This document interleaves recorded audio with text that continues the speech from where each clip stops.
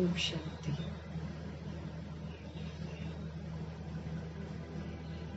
ब्राह्मण कल्चर की स्मृति दिलाकर हम आत्माओं को निरंतर उस कल्चर में रहने की समझ देने वाले परमपिता परमात्मा हम आत्माओं को ऊंची तहजीब सिखाते हैं, समझ देते हैं कि ब्राह्मण कल्चर माना अपने को आत्मा समझना, दूसरे को आत्मा समझना, सतोगुणी सतयुगी व्यवहार करना, जिसकी विशेषता है कि कम बोलना है, धीरे बोलना है, मीठा बोलना है और सदा हर्षित रहना है।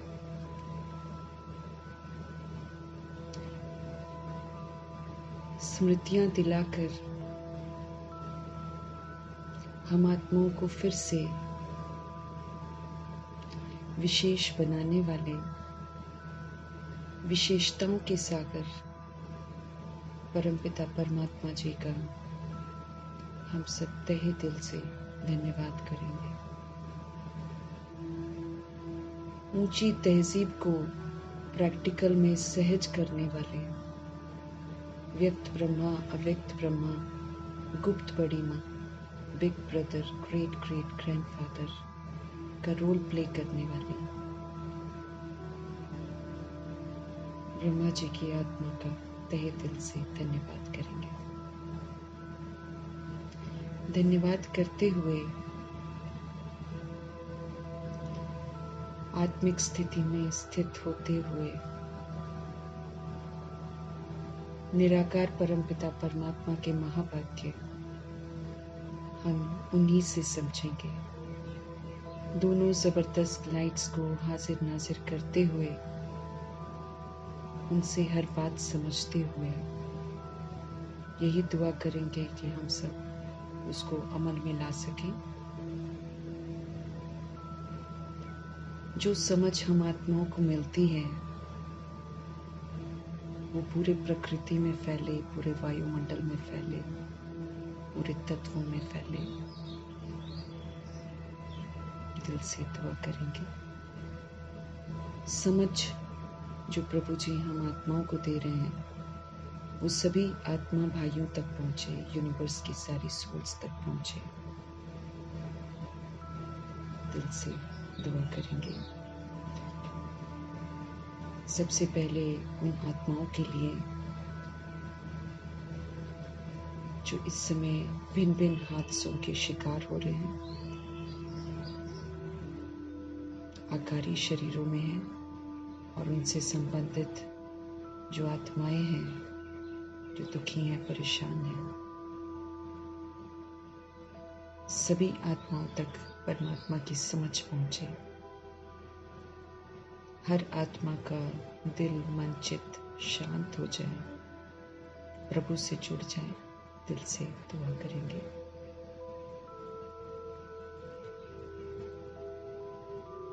सभी आकारी शरीर में मौजूद आत्माओं को परमात्मा की समझ की टचिंग मिले। सब परमात्मा को याद करें। दिल से दुआ करेंगे। बाबा के अनमोल महावाक्यों की शक्ति उन आत्माओं तक पहुंचे जो वाम मार्ग में चले गए हैं, वापस पवित्रता के मार्ग पर आ जाए। वो आत्माएं जो माया के वश होकर अलबेले हो गए हैं या फिर इविल स्पिरिट्स के प्रकोप में आ गए हैं, सभी आत्माएं जागृत हो जाएं, परमात्मा के साथ जुड़े रहें, स्व परिवर्तन करके विश्व परिवर्तन के कार्य में फिर से तत्पर हो जाए। दिल से दुआ करेंगे। उन आत्माओं के लिए समर्पित है जो कुमार कुमारियों के शरीरों में है, छोटे शरीरों में है। सब पवित्र रहें, मायावी आकर्षणों से उनको वैराग रहे। उन आत्माओं तक समर्पित है जो अपनी संस्था बनाकर बैठ गए हैं, खुद भी गुमराह और उनको भी गुमराह कर रहे हैं। सब में जागृति आ जाए, सब प्रभु से जुड़े, समय समाप्ति का आ गया है। उन आत्माओं के लिए समर्पित है जो तांत्रिक विद्या कर रहे हैं, रिद्धि सिद्धियां कर रहे हैं, जो भटकती हुई रूहों को यूज कर रहे हैं। तमाम आत्माओं के लिए दिल से दुआ करेंगे। सबका बुद्धि का योग अब परमात्मा से जुड़े और स्वधर्म के विपरीत जो आत्माएं कर्म कर रही हैं उससे उनको वैराग आ जाए। परमपिता परमात्मा जी के अनमोल महावाक्यों की शक्ति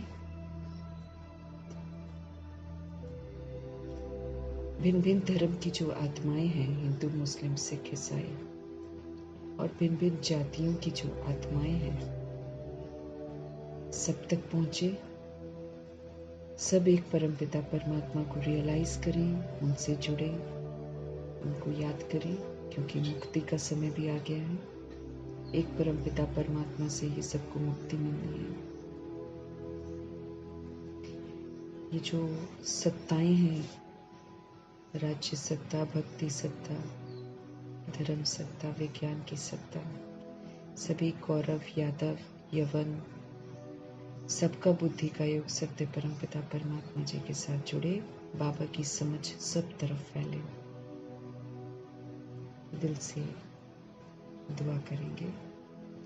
दुआ करते हुए हम सब देखेंगे आज हमारे परमपिता परमात्मा हम आत्माओं को किस विधि से ब्राह्मण कल्चर में रहने की समझ देते हैं। मीठे मीठे बाबा बोले, मीठे बच्चे, अभी तुम ईश्वरीय औलाद बने हो। समझते रहे कि हम सब इस समय ईश्वर की औलाद हैं। पुराना जन्म तो कैंसिल हो गया है, भगवान ने हमको अडॉप्ट किया है, तो अब हम भगवान के बच्चे हैं। असलियत भी यही है और वैसे भी हमको इसी में टिकना है। पुराना हम किसी की औलाद नहीं है, इस बात की समझ हमको मिल गई है। हम रूहें हैं, रूहों की बात हो रही है। देह के भान में तो बहुत सारे, सभी के मदर फादर सब अलग अलग हैं, तो उस रीति से तो बहुत सारे रोल्स हैं दुनिया में, लेकिन असल में जो रोल प्ले कर रही है अविनाशी आत्मा, उसका बाप तो पूरे कल्प में एक ही था, एक ही है और एक ही रहेगा। हम सभी निराकार आत्माएं हैं। हम सभी आत्माओं के पिता परम पिता परमात्मा है। उन्होंने अडॉप्ट करके हमको ये समझ दी है, तो इसी समझ से सारा दिन हमको रहना है। ईश्वरीय औलाद बने हैं हम, तो अब ईश्वर की मत पर चलना है। तुम्हारे में कोई भी आसुरी गुण नहीं होना चाहिए, क्योंकि हम ईश्वर की औलाद हैं। ये संदेश हमको सभी को देना है। कुछ तो सुन लेंगे और द्वापर युग और कलयुग की आत्माएं वो हमसे बोलने से सुनेंगी नहीं। वो तो जब हम ईश्वरीय औलाद होने का सबूत देंगे,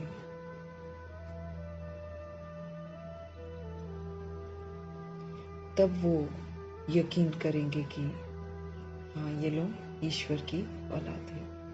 हमारे बोलने से कुछ नहीं मानेंगे वो लोग। तो हमारे में हम कैसे बाबा को प्रत्यक्ष करेंगे, कैसे लोगों को सबूत देंगे कि हम ईश्वरीय औलाद हैं, जब हमारे में कोई भी आसुरी गुण नहीं होगा। आत्माएं आसुरी व्यवहार करेंगी हमारे साथ, लेकिन हमारे में आसुरी गुण नहीं होना चाहिए। हमको अपनी उन्नति करनी है, हमको किसी भी तरीके की गफलत नहीं करनी है। ध्यान खिंचवा रहे हैं भगवान हमारा। ये समय है आत्मा को उन्नति करने का, तो हमको गफलत नहीं करनी है। मतलब जैसे हम ध्यान नहीं दे रहे हैं, कहना नहीं मान रहे हैं, तो हम गफलत कर रहे हैं ना। हम फिर से वो आसुरी व्यवहार यूज कर लेते हैं, तो हम क्या कर रहे हैं? गफलत कर रहे हैं। गफलत नहीं करनी है आपको। बाबा ध्यान खिंचवा रहे हैं।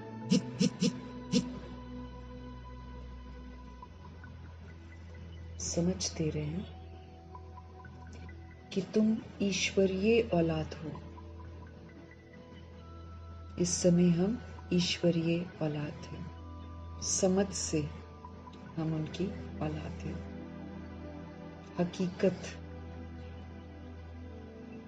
है कि हम ईश्वरीय औलाद हैं। इस समय हम बने हैं, क्योंकि हमको समझ नहीं थी। हम तो अपने को शरीर का देहधारियों की औलाद समझ रहे थे।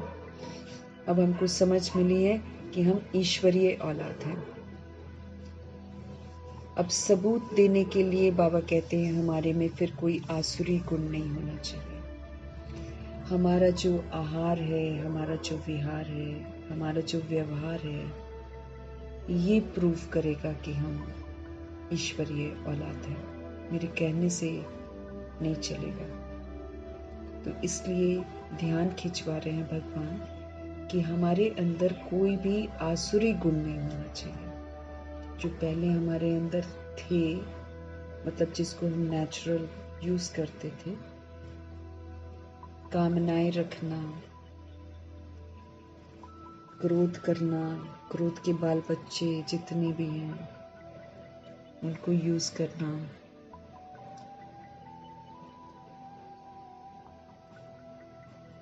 मोह रखना, लोभ रखना, अहंकार रखना,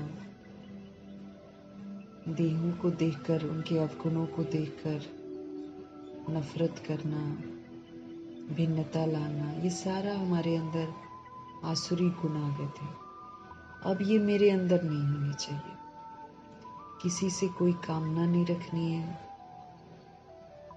आवेश में नहीं आना है, जड़ से आसुरी गुणों को खत्म करना है। देह का अभिमान क्वेश्चन करता है, देह का अभिमान करेक्शन करता है, देह का अभिमान रिएक्ट करता है, देह का अभिमान रिजेक्ट करता है, देह का अभिमान दुख लेता है, दुख देता है, देह का अभिमान बद्दुआएं देता है। सारा का सारा हमारे अंदर आसुरी गुण आ गए थे। अब हमको इसको यूज नहीं करना है। दुनिया भले कितना भी यूज करे, जो हमारे संबंध संपर्क में आते हैं वो जितना मर्जी हमारे साथ आसुरी व्यवहार करें, हमको नहीं करना है। हमको अपनी उन्नति करनी है। दिन पर दिन बाबा ने हमको बोला है, एक रस आपका पुरुषार्थ चलना चाहिए। एक रस पुरुषार्थ मतलब अभी सेकंड पहले जो हमारे अंदर था, वो जितना पुरुषार्थ हमने सेकंड अंदर किया है उससे बेहतर अगला सेकंड होना चाहिए। ऐसी समझ देते हैं बाबा। हर पल जो है हमारे में उन्नति होनी चाहिए, क्योंकि समझ मिल रही है ना।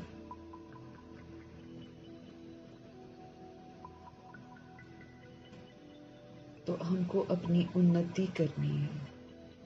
हमको अब गफलत नहीं करनी है किसी भी तरीके की। आज का प्रश्न है, आप संगम युगी ब्राह्मण बच्चों को कौन सा निश्चय और नशा है? हमारा जीवन बदल गया, पहले का नाम रूप बदल गया। अब हम कौन हो गए? अब हम संगम युगी ब्राह्मण बन गए। तो आप संगम युगी ब्राह्मण बच्चों को कौन सा निश्चय और नशा है? उत्तर है, हम बच्चों को निश्चय और नशा है कि अभी हम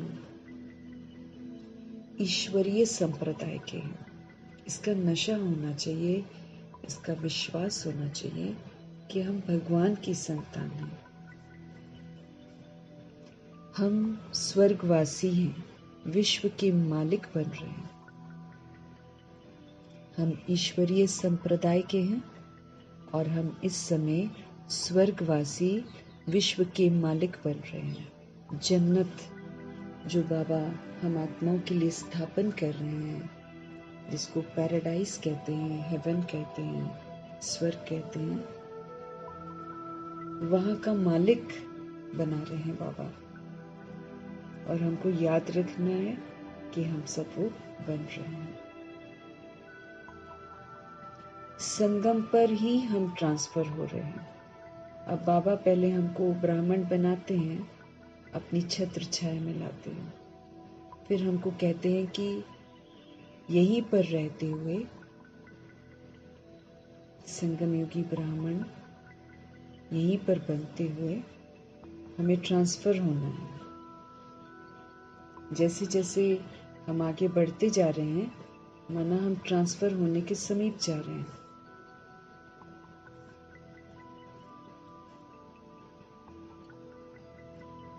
जितना हम आसुरीपन छोड़ते जाएंगे, उतना हम उस पार जा रहे हैं। तो संगम पर ही हमको ट्रांसफर होना है।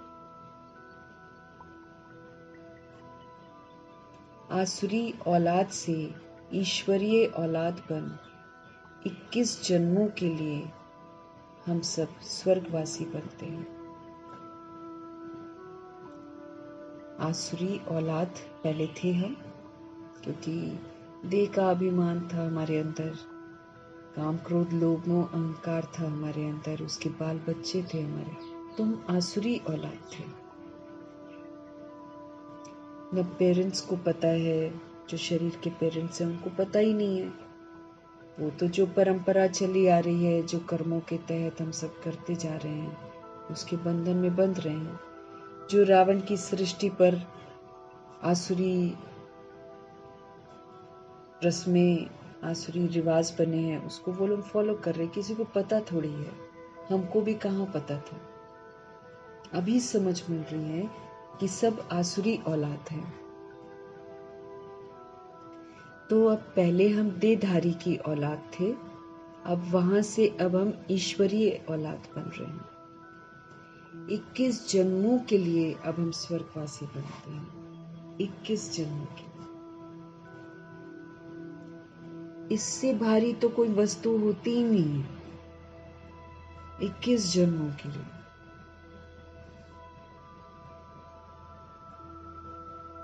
इक्कीस जन्मों के लिए स्वर्गवासी बनते हैं। इससे भारी तो कोई वस्तु होती ही नहीं है।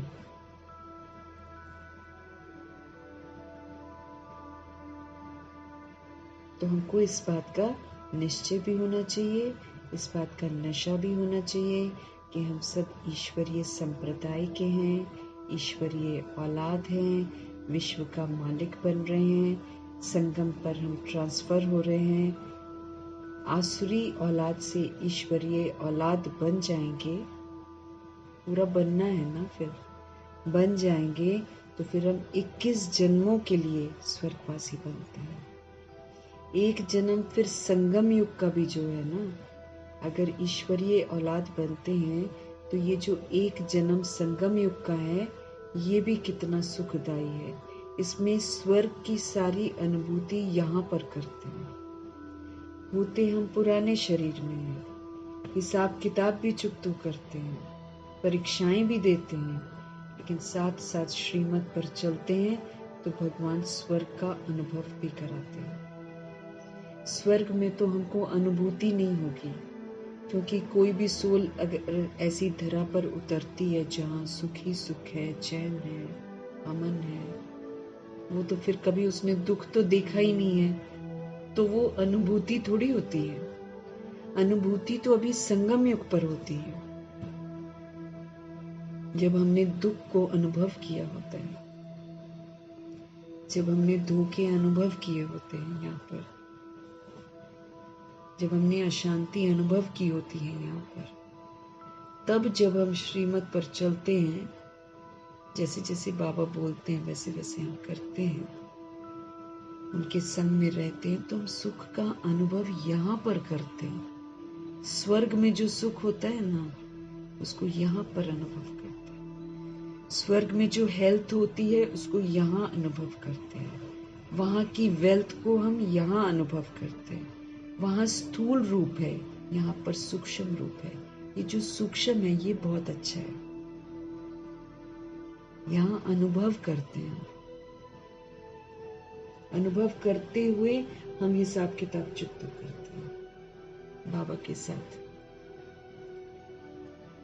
मम्मा जैसे 2 बजे से उठकर बाबा के साथ रहना, फिर सारा दिन सेवाओं में रहना, हर समय वो बाबा की याद में थे।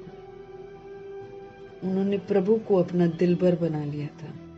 अपनी हर बात उनसे करती थी और किसी से नहीं करती थी।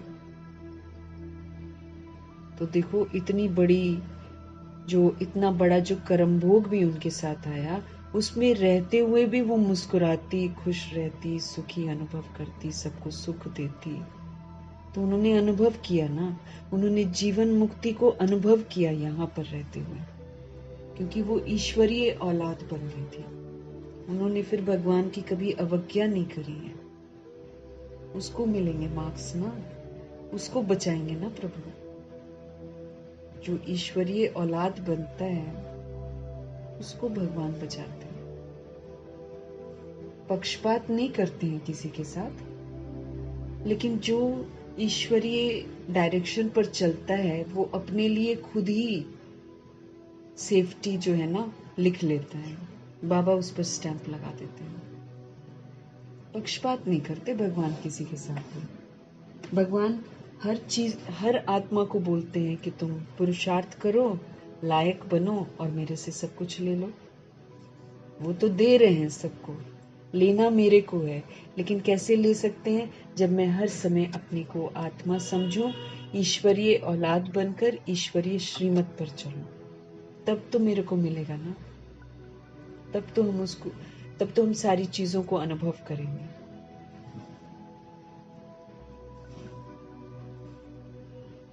इक्कीस जन्म, एक जन्म, ये जो संगम युग का है, ये तो सब प्राप्तियों को अनुभव करने का अद्भुत युग है ये। और फिर यहाँ पर सारा हम सूक्ष्म अनुभव करेंगे और 2500 वर्ष की राजधानी में सब कुछ स्थूल रूप में हमको मिलेगा। स्थूल प्रारब्ध मिलती है।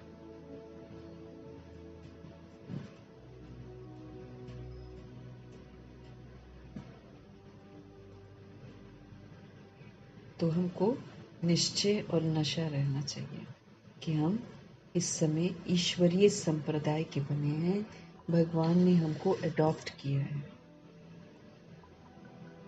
ओम शांति। बाप बैठ बच्चों को समझाते हैं। अक्सर करके मनुष्य शांति को पसंद करते हैं। पीस जो है वो सबको पसंद आती है, क्योंकि सब सोल्स है ना, तो सोल को अपना स्वधर्म बहुत अच्छा लगता है। लेकिन गलती ये हो जाती है हमसे कि हम देह समझकर देहधारियों से अपने स्वधर्म की कामनाएं करते हैं। हमको शांति पसंद आती है, हमको सुख पसंद आता है, हमको आनंद पसंद आता है, लेकिन हम ये चीजें किससे एक्सपेक्ट करते हैं? दूसरे देहधारियों से।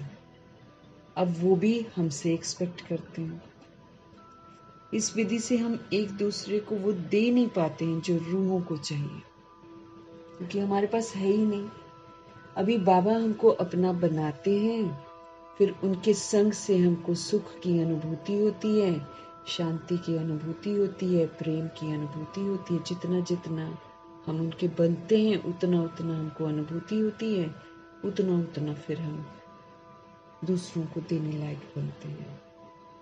तब हमारे में जो मर्ज हो गए हैं हमारे 7 गुण, वो इमर्ज हो जाती है।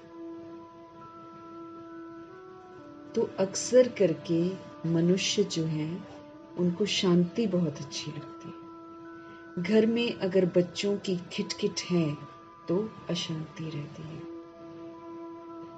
अशांति से फिर दुख भासता है। जब घर में खिटखिट होती है, लड़ाई झगड़े होते हैं, उनकी आत्माएं तो आजकल एक दूसरे के हिसाब किताब में आती है ना। वो तो शरीर का माँ बाप समझता है कि 2 बच्चे हैं तो मेरे बच्चे हैं। अगर वो माँ बाप के बच्चे होते तो माँ बाप के जैसे होते ना, सबके संस्कार बदल जाते हैं, सबके संस्कार पुराने इमर्ज हो जाते हैं। तो बड़े होने के बाद कितनी भिन्नता आ जाती है। छोटा होता बच्चा सुनता है हर एक बात, लेकिन जैसे जैसे बड़ा होता है वैसे वैसे भिन्नता आ जाती है। क्यों? क्योंकि उसके पिछले जन्मों के संस्कार इमर्ज होते हैं। तो बहुत सारी चीजें हैं जो ये प्रूव कर देती हैं कि कोई भी सोल किसी की है ही नहीं है। सब कार्मिक अकाउंट से बंधे हुए हैं। तो इसलिए बच्चे भी बनकर जो आते हैं, कहने को वो भाई बहन होते हैं, लेकिन मोस्ट ऑफ द फैमिलीज में बच्चों की खिटखिट होती रहती है। मारने को भी दौड़ते हैं, है ना। आजकल बाबा क्या कहते हैं, बच्चे प्रॉपर्टी के लिए जान से मारने के लिए भी तैयार हो जाते हैं। जो वृद्ध बॉडी में है वो तो खुद भी शरीर छोड़ ही देंगे, लेकिन पैसे का लालच इतना होता है कि वो बर्दाश्त नहीं करते, फिर वो मार भी देते हैं। बाबा कहते जब खिटखिट होती है ना घर पे तो अशांति रहती है। अशांति से फिर क्या आता है? दुख भासता है। शांति से सुख भासता है। जहां शांति होती है वहां अच्छा लगता है। यहां तुम बच्चे बैठे हो, तुमको सच्ची शांति है। आबू में जब बाबा सभा में आते हैं और जब ब्रह्मा जी लोग हुआ करते थे तब तो बहुत शांति रहती थी। तुमको यहाँ पर सच्ची शांति है। तुमको कहा गया है बाप को याद करो और अपने को आत्मा समझो। आत्मा समझने से सारा विस्तार खत्म। आत्मा तो बिंदी हो गई ना।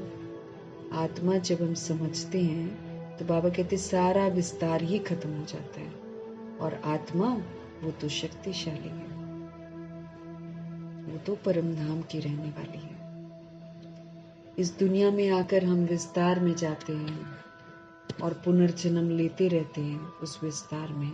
इसीलिए हमको बॉडी कॉन्शियसनेस आ जाता है और हम अपने को शरीर समझ बैठते हैं।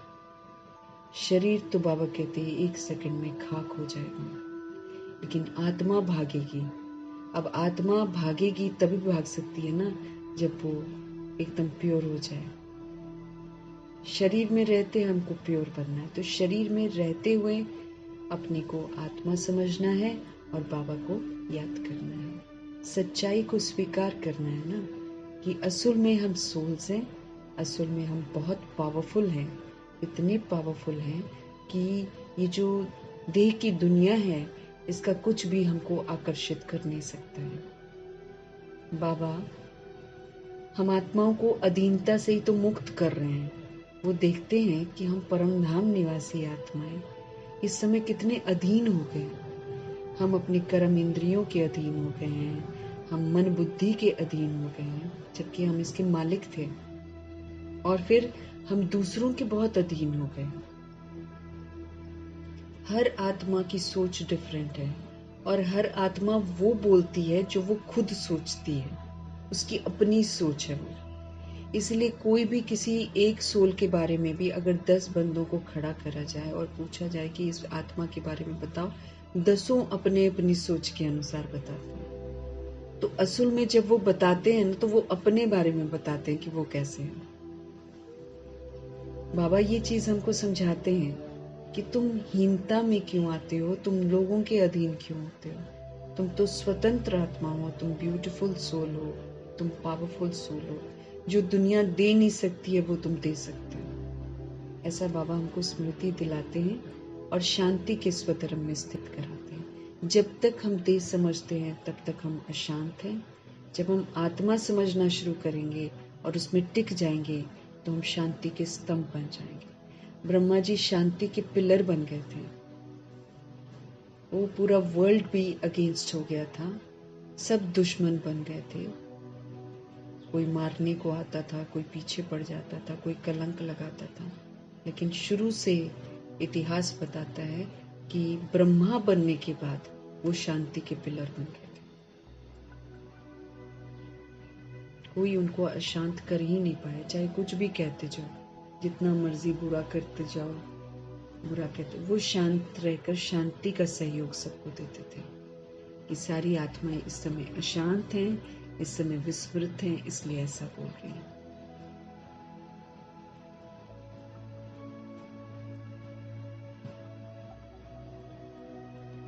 यहाँ तुम बच्चे बैठे हो, तुमको सच्ची शांति है। तुमको कहा गया है कि अब बाप को याद करो और अपने को तुम आत्मा समझो। आत्मा में जो आधा कल्प से अशांति आ गई है ना, वो निकलनी है। अब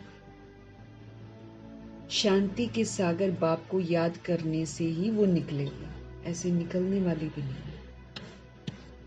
आधा कल्प से रिकॉर्डिंग है अशांति की, अब उसको कैसे निकालेंगे? अब दुनिया में तो सभी अशांत हैं, उनका संग करके हमको शांति थोड़ी मिलेगी।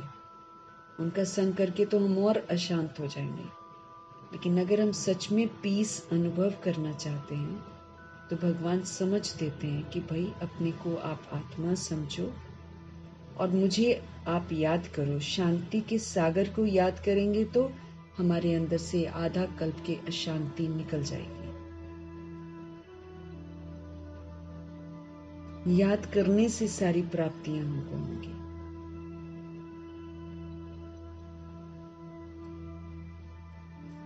बाबा स्मृति दिला रहे हैं कि तुमको शांति का वर्षा मिल रहा है।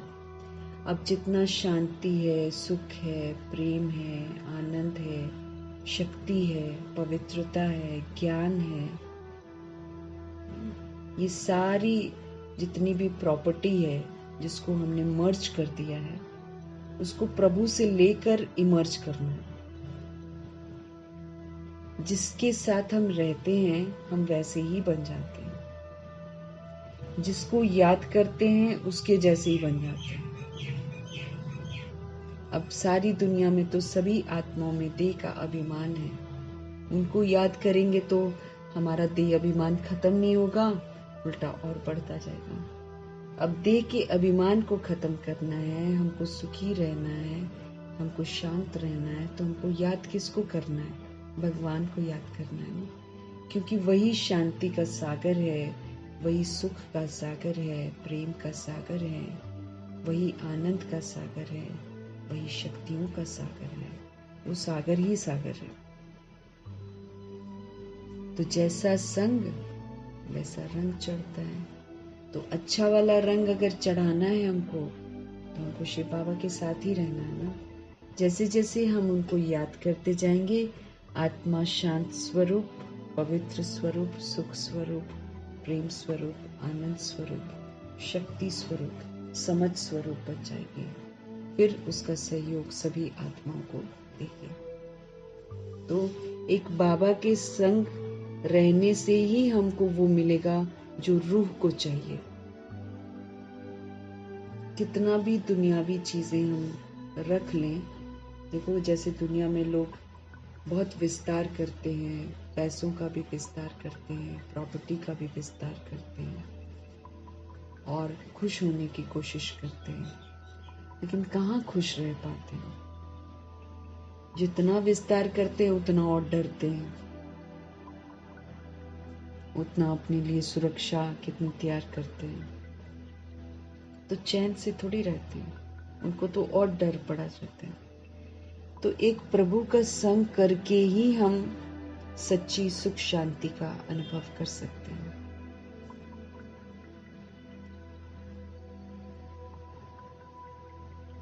तो बाबा कहते हैं, यकीन दिलाते हैं कि आप अपने को आत्मा समझो, आप मुझे याद करो, तो आधा कल्प से जो अशांति है ना आपके अंदर, वो निकल जाएगी और हम क्या बन जाएंगे? शांत स्वरूप बन जाएंगे। भगवान से इस समय मुझे सारा वर्षा लेना है।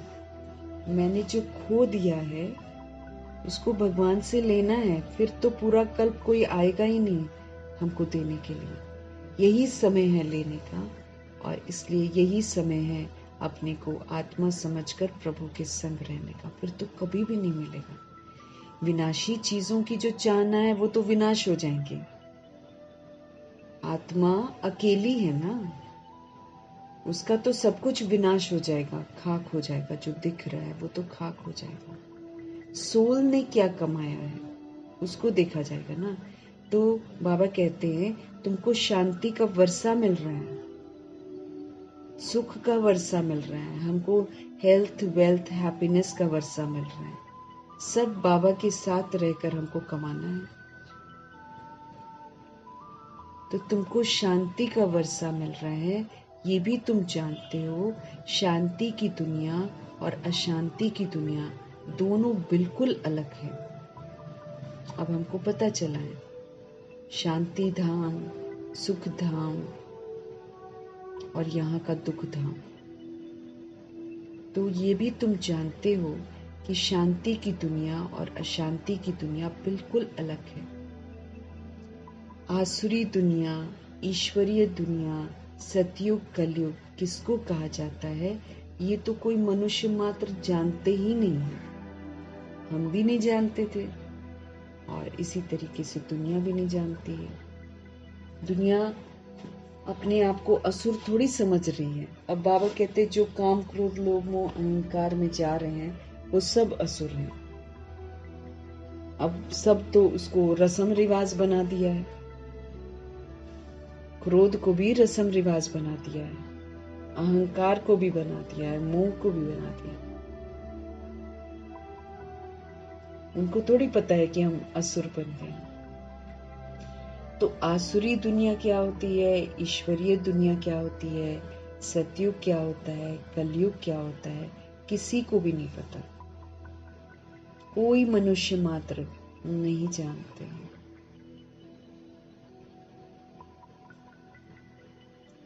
तुम कहेंगे हम भी नहीं जानते थे।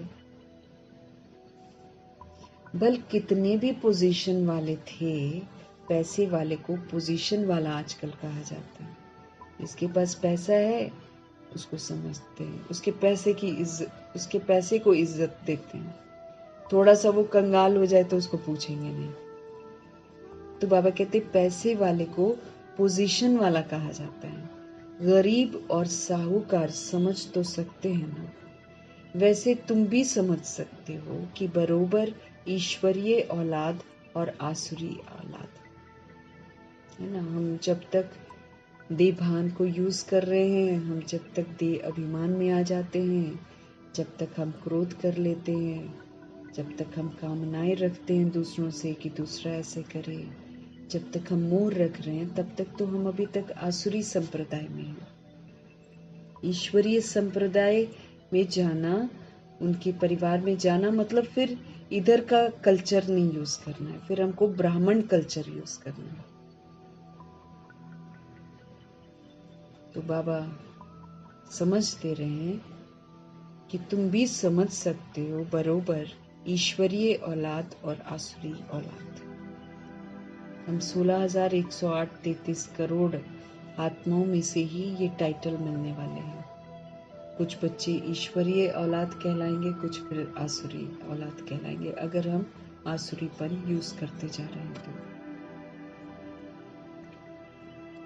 अभी तुम मीठे बच्चे समझते हो कि हम ईश्वरीय संतान हैं, ये पक्का निश्चय है ना। तुम ब्राह्मण समझते हो हम ईश्वरीय संप्रदाय, स्वर्गवासी, विश्व के मालिक बन रहे हैं। तुम ब्राह्मण समझते हो कि हम ईश्वरीय संप्रदाय, स्वर्गवासी, विश्व के मालिक बन रहे हैं। हरदम हमको वो खुशी रहनी चाहिए। लेकिन बाबा कहते हैं बहुत थोड़े हैं, 16,108-33 करोड़ आत्माओं में बहुत थोड़े हैं जो बाबा की बातों को यथार्थ रीति से समझते हैं, एक्यूरेसी से समझते हैं। मम्मा बाबा एक्यूरेसी से समझे थे, उन्होंने फिर गलतियां नहीं की। जब समझ जाता है कोई इंसान यथार्थ रीति, वो फिर गलती नहीं करता। बाबा कहते हैं बहुत थोड़े हैं जो यथार्थ रीति से समझते हैं। सतयुग में है ईश्वरीय संप्रदाय, जो अभी ईश्वरीय संप्रदाय के बनते हैं वही सतयुग में जाते हैं, और कलयुग में है आसुरी संप्रदाय। तो अगर हम कलयुग की रीति रस्मों पर चलते हैं और अगर कलयुग की जो खामियां हैं उनको यूज करते हैं तो फिर तो आसुरी संप्रदाय कहलाएंगे। पुरुषोत्तम संगम युग पर आसुरी संप्रदाय बदली होती है। ये जब बाबा आते हैं तो युग पुरुषोत्तम युग कहलाता है। यहाँ पर आत्मा पुरुष जो है पुरुषोत्तम बनती है, सभी पुरुषों में उत्तम, यानी कि सभी आत्माओं में उत्तम बनती है। तो बाबा हमको समझते रहे, पुरुषोत्तम संगम युग पर आसुरी संप्रदाय जो होती है वो बदली होती है। अभी हम शिव बाबा की औलाद बने हैं। तो अब औलाद हैं, अब दुनिया में तो चलो शरीर के माँ बाप जैसे बच्चे नहीं होते, सब अलग होते, क्योंकि झूठ है ना वो। तो फिर अब तो सत्य ये है कि हम सोल्स हैं और परमपिता परमात्मा के हम बच्चे हैं। तो फिर जैसा बाप वैसा बच्चा बनना है। शिव बाबा की औलाद हम बने हैं। बीच में हम भूल गए थे, अभी फिर इस समय हमने जाना है कि हम शिव बाबा की संतान हैं। वहां सतयुग में तो कोई अपने को ईश्वरीय औलाद नहीं कहलाते हैं। यहाँ जो ईश्वरीय औलाद बनते हैं वो वहां पर जाते हैं, लेकिन वो ईश्वरीय औलाद कहलाते नहीं हैं। वो तो फिर दैवी औलाद कहलाते हैं, उनमें दिव्यता आ जाती है। योग बल से आत्माएं नीचे धरती पर आती हैं, विकार में कोई नहीं जाता। इसके पहले हम आसुरी औलाद थे, अभी हम ईश्वरीय औलाद बने हैं। हम ब्राह्मण बीके हैं। रचना है, किसकी रचना है? एक बाप की रचना। इसलिए कोई भी पूछे तो हम उनको कह सकते हैं कि हम गॉडली यूनिवर्सिटी में पढ़ते हैं। फिर वो पूछेंगे कहाँ पर है ये, तो हम बोलेंगे ना आबू में, माउंट आबू में ना। फिर बोलेंगे अच्छा वो ब्रह्मा कुमारीज, तो फिर हम कह सकते हैं ब्रह्मा कुमारीज स्टूडेंट्स हैं। ये भगवान से मिला हुआ टाइटल है ब्रह्मा कुमारी, ताकि हमको स्मृति रहे कि हमको पवित्र रहकर पढ़ाई पढ़नी है। तो स्टूडेंट्स हैं, नहीं तो लोग समझते हैं ना ब्रह्मा कुमारी एक संस्था है। बहुत सारे लोग तो बोलते ब्रह्म कुमारी, ब्रह्म कुमारी, अच्छा ब्रह्म कुमारी ऐसे बोलते हैं। तो ब्रह्मा कुमारी बनाया किसने? भगवान ने बनाया। ये स्टूडेंट को कहा जाता है। स्टूडेंट्स ब्रह्मा कुमार ब्रह्मा कुमारी है। मतलब बाबा का बनते हैं तो पुराना जो है वो समाप्त होता है, फिर ये नया कुमार कुमारी वाला जीवन जीना है, और उस कुमार कुमारी के जीवन में जीते हुए हमको ईश्वरीय पढ़ाई पढ़नी है। इस विधि से हम लोगों को संदेश दे सकते हैं। नहीं तो लोगों को गलत फहमी है कि ब्रह्मा कुमारी पता नहीं क्या है। तो ब्रह्मा कुमारी स्टूडेंट्स हैं, ये बोलना है। कि स्टूडेंट्स हैं, हम सब स्टूडेंट बनते हैं भगवान के, तब ये हमको टाइटल मिलता है।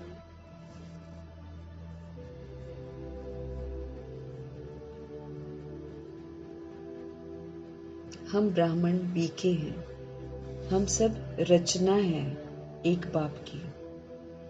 तुम सब भाई बहन हो और ईश्वरीय औलाद हो।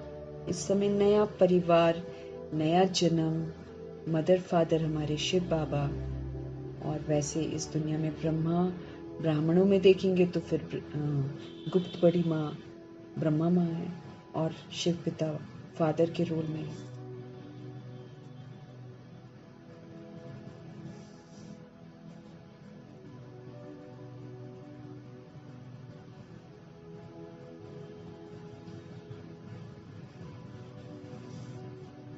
तुम सब भाई बहन हो और ईश्वर की औलाद हो। तुम जानते हो बाबा से हमको राज्य मिल रहा है। हमको याद रखना है कि हमको भगवान से राज्य मिल रहा है। भविष्य में जाकर हम दैवी स्वराज्य पाएंगे, हम सुखी होंगे। भविष्य में जाकर हम दैवी स्वराज्य पाएंगे और फिर हम कैसे हो जाएंगे? सुखी होंगे वहां पर। बरोबर सतयुग है सुख का धाम और कलयुग है दुख का धाम।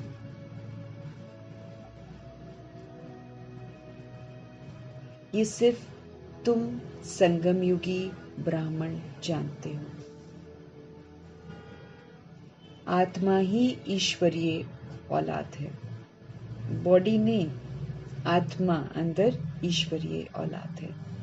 ये भी जानते हो बाबा स्वर्ग की स्थापना करते हैं। वो रचता है ना बाबा। नर्क का क्रिएटर तो बाबा नहीं है। अब संगम युग में बाबा रचना रचते हैं तो सारी दुनिया फिर, अब जैसे पैगंबर है ना, अब जैसे गुरु नानक जी ने या गुरु ग्रंथ साहिब में ये बताया हुआ है कि भगवान रचना रचते हैं, लेकिन उसका पूरा अर्थ थोड़ी समझ रहे हैं। उसमें विवरण भी उन्होंने गुरु नानक जी ने डिफरेंट टाइप से दिया है, लेकिन वो समझ नहीं पाते हैं, इसीलिए बस यूं ही रीड करके फिर बोलते, देखो लिखा हुआ है ना, सब भगवान की संतान है, ये सब कुछ भगवान ने बनाया है, वही खेलता है, वही खिलौने के साथ खेलता है और वही फिर तोड़ देता है। वैसे थोड़ी भगवान करते हैं। इस समय भगवान रचना रचते हैं। नर्क के क्रिएटर भगवान नहीं है। नर्क तो हम लोग बना देते हैं पुनर्जन्म में आकर। भगवान तो हमको स्वर्ग के लायक बनाते हैं और स्वर्ग में भेजते हैं। वो तो हम पुनर्जन्म में आते आते अपने आप को भूलते जाते हैं शक्तियाँ, क्योंकि एक सोल जितना आधार लेती है उतना वो कमजोर बनती जाती है। आज भी देखो, अगर हम आधार ले लेते हैं बहुत सारी चीज़ों का, कूलर का, एसी का, और आराम परस्त हम हो जाते हैं, गाड़ियों का, ये सब आधार ले लेते हैं ना, तो हम उतने ही कमज़ोर भी होते जाते हैं। अब जिनके घर में एसी नहीं है, जिनके घर में कूलर नहीं है, वो कहीं ज़्यादा गर्मियों को बर्दाश्त कर पाएंगे, क्योंकि उन्होंने आधार नहीं लिया ना। तो हम जितना आधार लेते हैं उतना हम कमज़ोर भी बनते जाते हैं, फिर उसके बिना हम रह नहीं पाते हैं। तो अभी हमको सूक्ष्म बनना है, इसीलिए साधन आने शुरू हो गए थे, लेकिन ब्रह्मा जी ने कोई साधन यूज ही नहीं किया। न जो घर बनाए, मकान बनाए उसमें रहे, वो अपनी छोटी सी कुटिया में ही रहे। अभी तो कुटिया पक्की कर दी है, लेकिन उनके समय में ऐसी थोड़ी थी। तो खजूर के पेड़ की लकड़ियों से बनाई हुई कुटिया थी उनकी, वैसे ही थी जैसे कुटिया होती है, उसी के अंदर वो रहे। और दादियां तो बताती अंदर सांप भी आ जाते थे, लेकिन ब्रह्मा जी क्या कहते थे? अपने अंदर के सांपों से डरो, इनसे क्या डरना है। अंदर के अंदर जो सांप है, शरीर, हमारा शरीर ही तो सांप बन गया है, इन सांपों से डरो। वो तो हम डरते हैं ना, तो वो अपने बचाव के लिए डसते हैं। अगर उनको कुछ कहा ना जाए तो ये जो जीव जंतु जानवर हैं ये काटेंगे नहीं, लेकिन चूंकि हम सब आत्माएं गंदे हो जाते हैं, इसीलिए प्रकृति इस तरह के कीड़े मकोड़े पैदा करती है जो फिर हमारा, अब मनुष्य जो है खून पीता है ना, दूसरों का तंग करना मतलब खून पीना होता है ना, तो फिर मच्छर पैदा करती है प्रकृति। हम जैसे होते हैं ना वैसे वैसे कीड़े मकोड़े सब कुछ वो प्रोड्यूस करती है। सतयुग में ऐसा नहीं करती है वो, क्योंकि आत्माएं सुंदर है वहां पर। और जो अभी संगम युग में बाबा का बच्चा बन जाता है, बाबा का कहना मानता है, तो देखो दादियों को कितना सेफ रखा बाबा ने।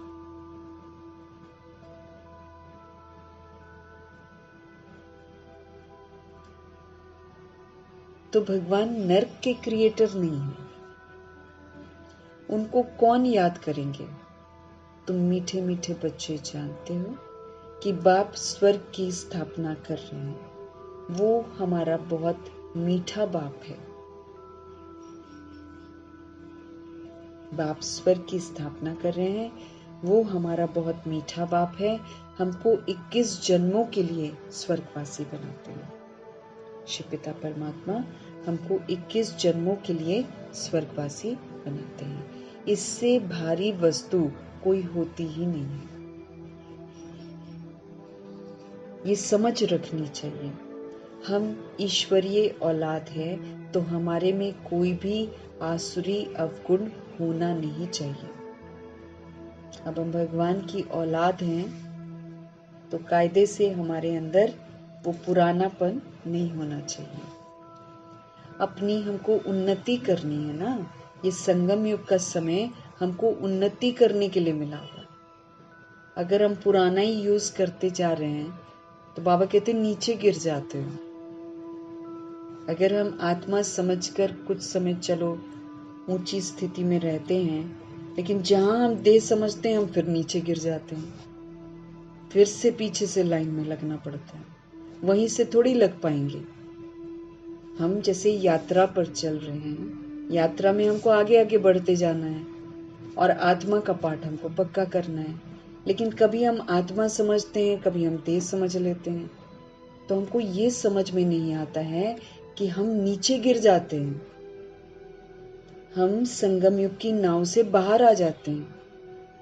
तब तक मेरी जो जगह थी वो तो दूसरी आत्मा ले लेगी, मेरे को जाकर पीछे ही खड़े होना पड़ेगा फिर से लाइन में। तो ऐसे तो हम कभी भी अपनी मंजिल तक पहुंच ही नहीं सकेंगे।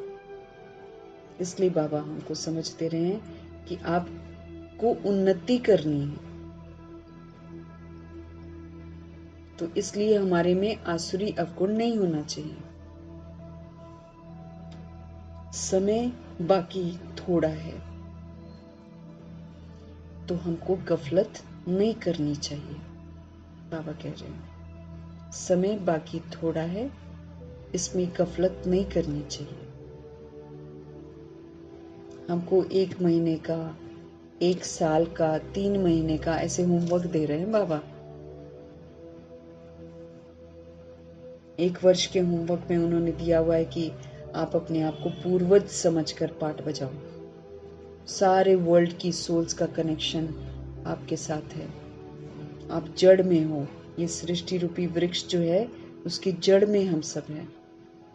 तो मेरा कनेक्शन पूरे वर्ल्ड की सोल्स के साथ है, क्योंकि हम जैसे जैसे अपने आप को भूलते हैं उसका इफेक्ट वर्ल्ड की सारी सोल्स पर पड़ता है। इसलिए अब हमको जागृत होकर अपने आप को पूर्वज समझकर अपनी ओरिजिनलिटी में स्थित होकर दूसरों को ओरिजिनलिटी की तरफ लाना है। हमको संगठित होकर पुरुषार्थ करना है, फिर सेवा करनी है। संगठित होकर पुरुषार्थ करना मतलब हम दुनिया के किसी भी कोने में हो, हमको मधुबन निवासी बनकर रहना है।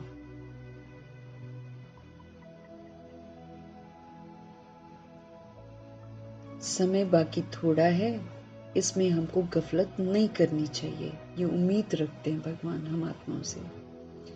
भूल न जाओ, देखते हो बाप सम्मुख बैठा है जिनकी हम औलाद हैं। भगवान हमको पढ़ा रहे हैं तो भगवान हमारे सम्मुख है ना, तो हम उनकी औलाद हैं, ये हमको याद रखना चाहिए ना। हम ईश्वर बाप से पढ़ रहे हैं। किस लिए पढ़ रहे हैं? ऐसे ही थोड़ी पढ़ रहे हैं, दैवी औलाद बनने के लिए पढ़ रहे हैं। तो कितनी हमको खुशी होनी चाहिए। बाबा सिर्फ हमको ये कहते हैं कि तुम मुझे याद करो तो तुम्हारे पाप कर्म विनाश हो जाएं। पाप कर्म तो हमने किए हुए हैं 63 जन्म। अपने को भूल जाना, परमात्मा को भूल जाना और उसके बाद सारे कर्म करना, मतलब सारे पाप ही पाप हुए हैं हमसे द्वापर युग से। शरीर की आंखों को देखते देखते, फेस को देखते देखते कलयुग में तो हम शरीर ही देखने लगे।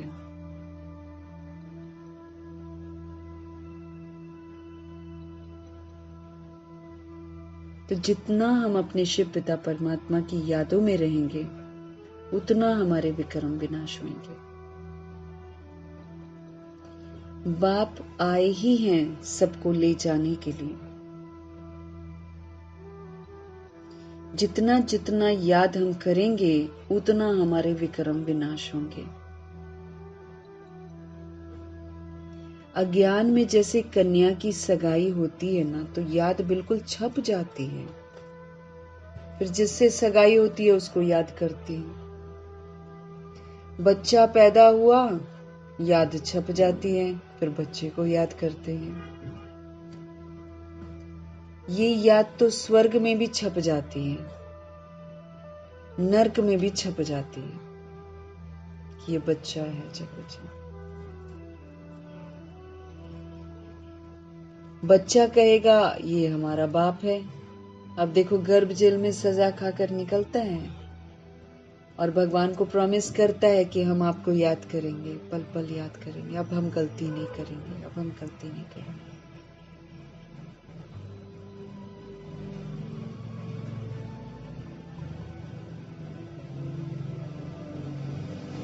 है ना? अब जब वो पैदा होता है तो वो नाम रूप लेबल कुछ लेकर थोड़ी आता है। उसके फोरहेड पर कहीं लिखा रहता है कि वो उसका नाम ये है या उसका ना, उसको थोड़ी कुछ पता होता है।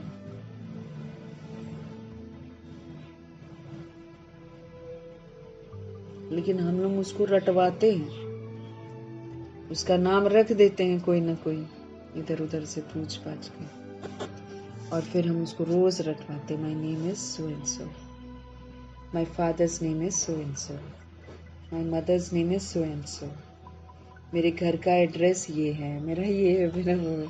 हम सारा नाम रूप लेबल्स उस पर लगाते हैं। तो इसलिए बाबा बोलते हैं ये याद तो छप जाती है। बच्चा कहेगा ये हमारा बाप है। अब असुल में जो सोल है उसके अंदर, उसका बाप शिव बाबा है।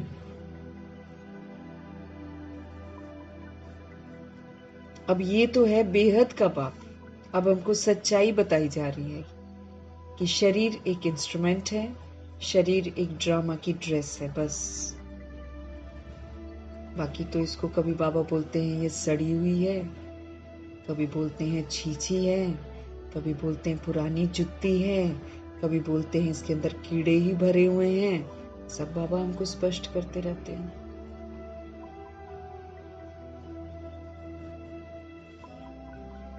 तो बाबा कहेगा, बच्चा कहेगा ये हमारा बाप है। लेकिन अब हमको क्या पता चल रहा है कि अब ये तो है बेहद का बाप, जिससे स्वर्ग का वर्षा हमको मिलता है। तो उनकी याद छप जानी चाहिए ना। बाप से हम भविष्य 21 जन्मों का फिर से वर्षा ले रहे हैं। भगवान से हम 21 जन्मों का फिर से वर्षा ले रहे हैं। बुद्धि में वर्षा ही याद है। ये भी जानते हो मरना तो सबको है। अब तो हमको पता चल गया है ना। ये भी जानते हो कि मरना तो सबको है, एक भी रहने का नहीं है। जो भी डियरेस्ट से डियरेस्ट, प्यारा से प्यारा है, सब चले जाएंगे। ब्रह्मा जी गए, मम्मा गई, दादियां गई, सब जा रहे हैं ना। हिस्ट्री क्या बता रही है? सब जा रहे हैं, तो हमको भी तो जाना है। सब जाएंगे। इसीलिए गायन भी है, राम गयो रावण गयो जाको बहु परिवार। रावण का परिवार सबसे बड़ा है, तो राम के बच्चे, निराकार राम के बच्चे भी जाएंगे और रावण के बच्चे भी सब जाएंगे। सबको जाना है। ये सिर्फ तुम ब्राह्मण ही जानते हो कि ये अब पुरानी दुनिया अब गई की गई, अचानक चली जाएगी। उसके जाने के पहले पूरा पुरुषार्थ करना है। ये तो कभी भी अब जाएगी, ये तो अचानक के खेल अब तो शुरू हो गए। बाबा कहते ना, रिहर्सल है, रिहर्सल होते होते ये रियल रूप ले लेगी। अभी तो छुटपुट कहीं हो रहा है, कहीं हो रहा है, ये बहुत विकराल रूप अभी लेने वाला है, जब पांचों ही तत्व एक साथ हमला करेंगे। कितना दहशत फैल जाएगा। अभी तो एक तत्व ही कितना इंसान परेशान हो जाता है, उसमें कितनी दहशत उसकी आती है, खौफ आना शुरू हो जाता है। तो बाबा कहते ये पुरानी दुनिया तो अब गई की गई, आदि रतन सब चले गए हैं, एक दो बाकी हैं बस। वो भी अंतिम जो सेवा उनकी होगी वो कर रहे होंगे, क्योंकि हॉस्पिटलाइज्ड है वो भी।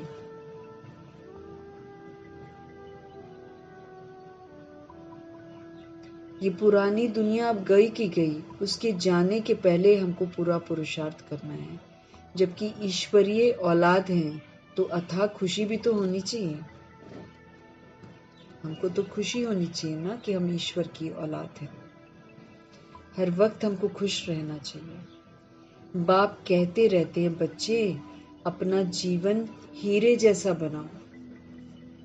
ये हीरे तुल्य युग है, संगम युग। इसमें हर आत्मा को परमात्मा का फरमान है कि अब अपने जीवन को हीरे तुल्य बनाओ। वो है डीटी वर्ल्ड और ये है डेविल वर्ल्ड। जो सतयुग है वो डीटी वर्ल्ड है, देवताओं की दुनिया है, और ये जो है शैतानों की दुनिया है, ये डेविल वर्ल्ड बन गया है। हर आत्मा देह अभिमान में यहाँ पर शैतान बन गई है, शैतानियत यूज करती है। काम, क्रोध, लोभ, मोह, अहंकार, देहों को देखना, निहारना, ये शैतानियत है। द्वापर युग में आंखों को देखकर ही तो शैतानियत शुरू हुई है। देह की आंखों को देह समझ कर देख लिया। अब हमको पूरा पुरुषार्थ करके ऐसे लेवल पर पहुंचना है जहां मुझे देह की आंखें दिखनी बंद हो जाएं। नजर ही भ्रिकुटी पर जाए, बस उसके नीचे हमको दिखना बंद हो जाए, तब समझेंगे कि हम त्रेता युग तक पहुंचे हैं। देह देख रहे हैं हम अगर पूरी देह देख रहे हैं तो हम तो अभी तक तमोगुणी हैं, कलयुग में ही हैं। और अगर धीरे धीरे थोड़ा सा खत्म हो गया, बॉडी को देखना बंद हुआ है धीरे धीरे धीरे धीरे करके, तब हम रजोगुणी हैं। जब हम भ्रिकुटी में देखने के बिल्कुल आदी हो जाएंगे, फिक्स हो जाएगा, उसके नीचे देखेंगे ही नहीं, तब बाबा कहते हैं तब तुम्हारी कर्म इंद्रियां शीतल होंगी और तब तुम त्रेता युग तक पहुंचे होगे। तो हम तो अभी तक त्रेता तक भी नहीं पहुंचे हैं, तो हमको बचाएगा कौन? अपने बचाने का भी तो सारा इंतजाम हमको करना है ना। बचाना इन द सेंस कि जिस तरह धर्मराजपुरी में आत्माएं, दुनिया तो डिफरेंट टाइप से मरेगी, उनको 2-3 सेकंड लगेंगे, है ना। लेकिन इधर जो बाबा के बच्चे हैं, इनके लिए तो धर्मराजपुरी खुलेगी, जिसमें बहुत भुगतान करना पड़ेगा।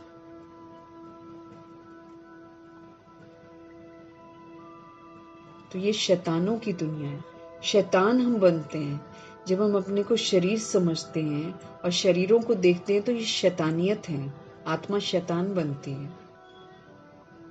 शैतानियत ही तो हमको खत्म करनी है। और वो कैसे पता चलेगा? जब हमको किसी का देह देखना बंद करेंगे तो अवगुण देखना बंद कर देंगे, भ्रिकुटी में नजर चली जाए बस।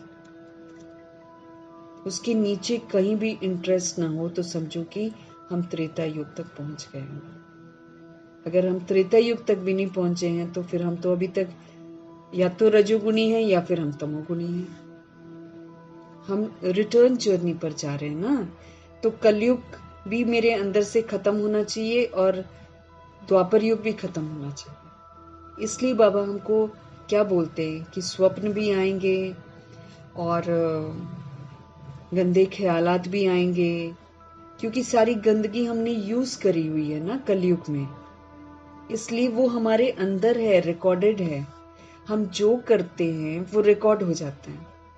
इसीलिए जब हम बाबा के बनते हैं तो वो पुरानी पुरानी चीजें हमारे सामने इमर्ज होती हैं, जिनसे हमने मुलाकात की होगी, हिसाब किताब बनाए होंगे। वो आत्माएं भी हमारे सामने आती हैं, हमारे संबंध संपर्क में आती हैं। लेकिन बाबा ने क्या बोला? त्रिकालदर्शी बनकर पाठ बजाना। अब कोई कुछ भी करे, हम शांत रहें, स्थिर रहें, दुआएं दें, फिर बाबा मेरी गारंटी लेंगे। लेकिन अगर हम शांत नहीं रहते हैं, अगर हम उसकी चर्चा करते हैं, अगर हम विचलित होते हैं, अगर हम दुख लेते रहते हैं कि मेरे साथ ऐसा हो गया, तो फिर तो मैं क्या कर रही हूँ? मैं तो फिर दुख लेकर दुख के वाइब्रेशंस भेज रही हूँ। फिर मेरा और उस सोल का कनेक्शन कटता नहीं है, बल्कि एक नया मेरा संबंध बनते जा रहा है। वो तो हटेगा नहीं। जब तक हम मरजीवा नहीं बनेंगे, तब तक जिनके साथ भी हमारा संबंध या बंधन है ना, वो हमको छोड़ेंगे थोड़ी। हमको मरजीवा बनना है। मरजीवा में बाबा कहते पुराना सब कुछ भुला दो। पुरानी स्मृतियां, पुरानी आदतें, पुराने जो भी बातें हैं, सबको भूल जाओ और नई स्मृतियों में रहो। सिर्फ भूलना नहीं, उसको फिर खाली स्थान हो जाता है ना, तो उसको भरना भी है। तो उसको नई स्मृतियों के साथ भरना है। अब नया, अब जैसे बाबा हमको बोलते हैं अपने को पूर्वज समझो, तो पूर्वज आत्मा समझकर सबके लिए शुभ भावना, शुभकामना, दुआएं ये सब देनी है। फिर बाबा मेरी गारंटी लेंगे। फिर दूसरा कोई कुछ भी करेगा मेरे तक नहीं पहुंचेगा। बाबा गारंटी किसकी लेते हैं, इसकी भी तो हमको समझ होनी चाहिए। हम ईश्वरीय औलाद बनकर रहेंगे तब तो बाबा मेरी रक्षा करेंगे, नहीं तो रक्षा थोड़ी कर सकते हैं।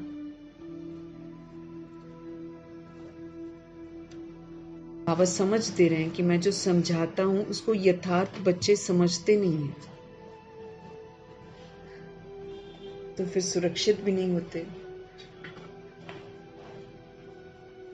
अभी सारे के सारे मुरली पढ़ने वाले सब यही सोचते हैं भगवान हमको खिलाएगा, हमारी रक्षा होती रहेगी। तो ये तो गलत फहमी है ना। हमको ईश्वरीय संप्रदाय होने का सबूत भी तो देना पड़ेगा। देंगे तो फिर जैसे दादियों ने शरीर छोड़ा है वैसे हम छोड़ेंगे।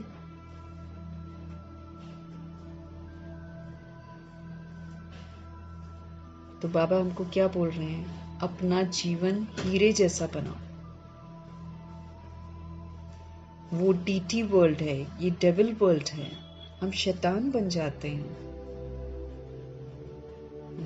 दे समझ कर ही तो हमारे अंदर सारी शैतानियत आती है।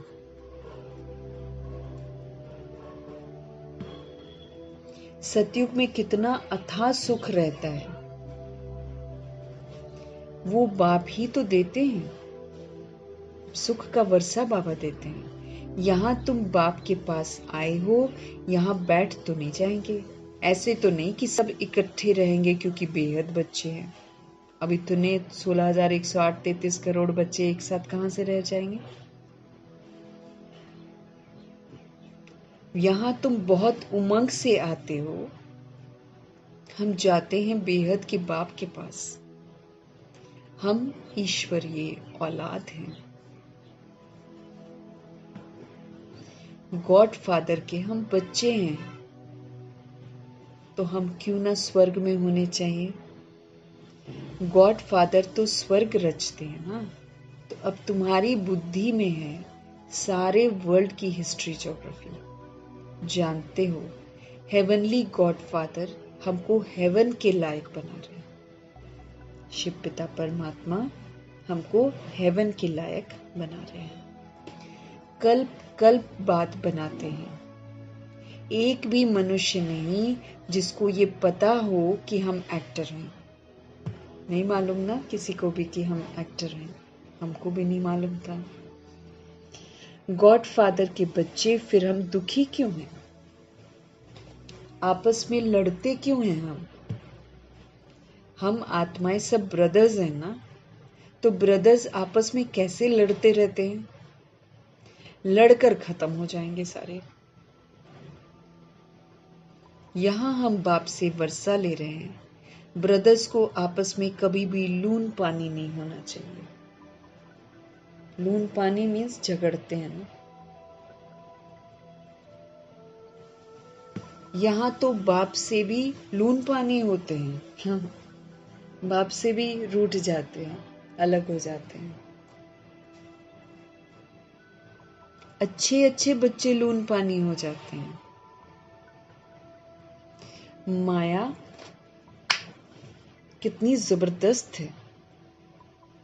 जो अच्छे अच्छे बच्चे हैं ना, वो बाप को याद तो पढ़ते हैं ना। फिर अच्छे बच्चे बाबा को याद पढ़ते हैं, लेकिन जब माया के वशीभूत हो जाते हैं तो फिर बाबा सावधान कर रहे हैं कि अच्छे अच्छे बच्चे भी लून पानी हो जाते हैं। माया कितनी जबरदस्त है।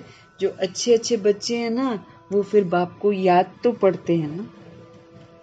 बाप का कितना लव है बच्चों पर, तभी तो पढ़ा रहे हैं भगवान, तभी तो समझा रहे हैं हम कहाँ कहाँ गलत कर रहे हैं। ये बाबा का प्यार ही तो है। बाप को तो सिवाय बच्चों के और कोई है ही नहीं जिसको याद करे। जो बच्चा बनता है बाबा का, जो स्व परिवर्तन करके विश्व परिवर्तन में सहायक बनता है, बाबा उसको याद करते हैं ना। तो बाबा को तो बच्चों के सिवाय और कोई है ही नहीं जिसको याद करे। तुम्हारे लिए तो बहुत है। तुम्हारी बुद्धि इधर उधर जाती है, धंधे आदि में भी बुद्धि जाती है। हमारे लिए तो कोई धंधा आदि भी नहीं है। हमको तो बस यही है कि सबको पवित्र बनाना है, वर्षा देना है। तो बाबा का ध्यान तो इधर उधर कहीं नहीं जाता। वो अपने जिस कर्तव्य के लिए आते हैं उसको बखूबी पूरा करते हैं। हमारे लिए तो कोई धंधा आदि भी नहीं है। तुम अनेक बच्चों के अनेक धंधे हैं, हमारा तो एक ही धंधा है। हम आए ही हैं बच्चों को स्वर्ग का वारिस बनाने के लिए। बेहद के बाप की प्रॉपर्टी सिर्फ तुम बच्चे ही तो हो। गॉडफादर है ना, सभी आत्माएं उनकी प्रॉपर्टी है। माया ने छीछी बना दिया है सबको।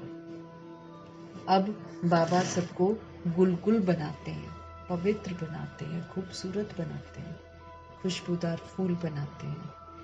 बाप कहते हैं मेरे तो तुम ही हो, मेरा तो और कोई है नहीं, तुम ही बच्चे तो मेरे हो। तुम्हारे ऊपर हमारा मोह भी है, लेकिन बाबा का तो शुद्ध मोह है। चिट्ठी नहीं लिखते हो तो ओना हो जाता है कि भाई बच्चे चिट्ठी क्यों नहीं लिख रहे हैं। शुरू में ये सिस्टम था, बाबा को बताते थे। अभी हमारे लिए है कि पोता मेल रखो। तो चिट्ठी नहीं लिखते हो तो फिर बाबा को ओना हो जाता है।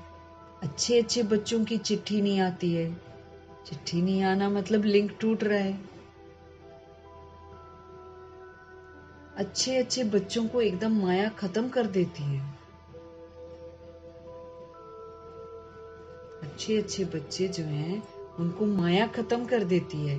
तो जरूर देह का अभिमान है ना, जिसको देह का अभिमान है उसको माया खत्म कर देगी।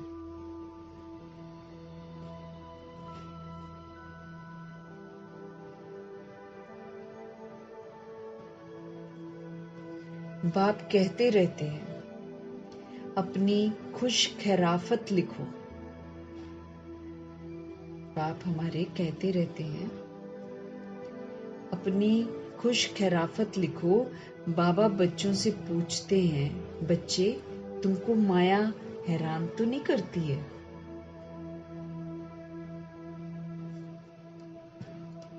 बहादुर बन, माया पर जीत पहन रहे हो ना, क्योंकि माया तो चेक करने के लिए आएगी। माया क्या है? मेरी कमी कमजोरियां हैं मेरे अंदर, वो इमर्ज होती हैं जब हम सही रास्ते पर चलने लगते हैं। तो देह का अभिमान आता है, कभी कुछ होता है, कभी कुछ। तो ये कमी कमजोरियों को नहीं यूज करके इस पर जीत पहननी है ना।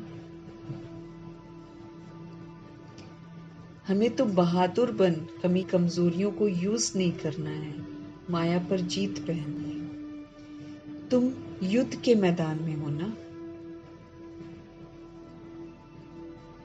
तुम युद्ध के मैदान में हो। कर्मेंद्रियां ऐसे वश करनी चाहिए जो कुछ भी चंचलता ना हो हमारे अंदर। सारी चंचलता को समाप्त करना है। हम सब युद्ध के मैदान में हैं, हमको याद रखना है। कमी कमजोरियां वार करेंगी हम पर, यूज कर। कहीं पर हमको फीलिंग में लाएंगी, कहीं पर दुख पहुंचाएंगी, कहीं पर कुछ। हैरान तो करती है माया।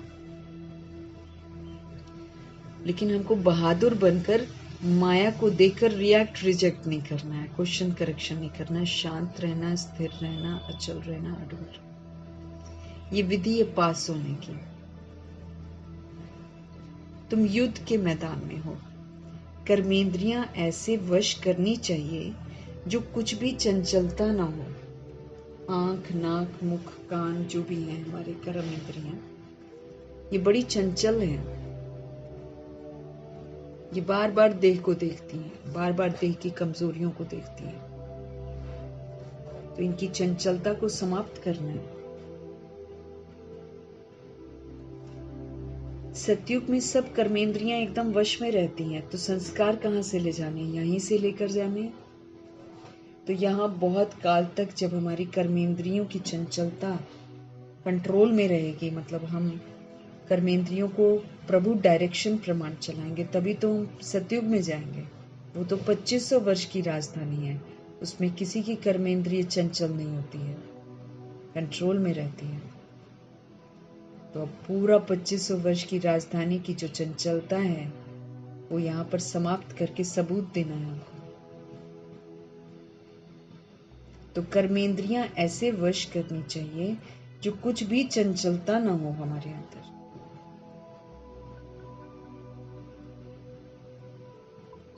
सतयुग में सब कर्मेंद्रियां वश में रहती हैं। कर्मेंद्रियों की कोई चंचलता वहां पर नहीं होती है। न मुख की, यानी कि मुख ने कुछ भी बोल दिया, यानी कि मुख ने कुछ भी खा लिया। न हाथों की चंचलता, न कान की चंचलता, न जीभ की चंचलता, न आंखों की चंचलता। कोई भी चंचलता की बात नहीं होती वहां पर। संस्कार कहाँ से लेकर जाएंगे हम? यहां से।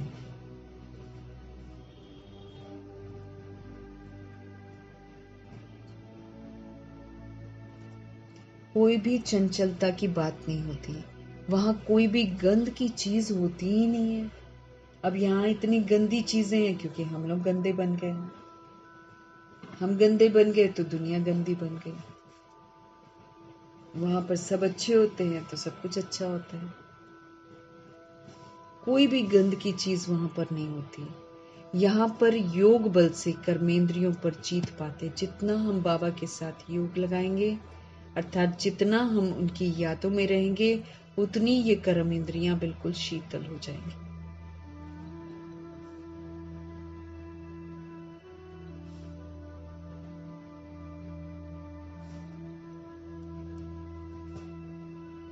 वहां कोई भी गंद की चीज होती नहीं है। यहाँ योग बल से कर्मेंद्रियों पर जीत पाते हैं। जितना याद करेंगे उतना कर्मेंद्रियों को हम जीत लेंगे, उसके वश कभी नहीं होंगे। बाप कहते हैं कोई भी गंदी बात नहीं, अब कोई भी गंदी बात नहीं करनी है।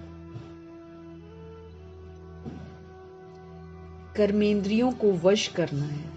इन कर्म इंद्रियों से गंदी चीजें नहीं देखनी है, गंदी चीजें सुननी नहीं है, गंदी चीजें बोलनी नहीं है, नहीं तो फिर हमको कष्ट होगा।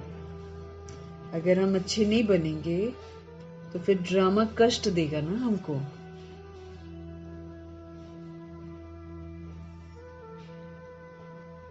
कर्मेंद्रियों को वश करना है, अच्छी रीति हमको पुरुषार्थ करना है। टाइम बहुत थोड़ा है। गायन भी है, बहुत गई थोड़ी रही, अभी थोड़ी रहती जाती। हर दिन हमारा बीतता जा रहा है, हमारे होमवर्क के दिन कम होते जा रहे हैं। एक एक साल का जो होमवर्क है, 3-3 महीने का जो होमवर्क है, सारा कम समय तो कम होता जा रहा है ना।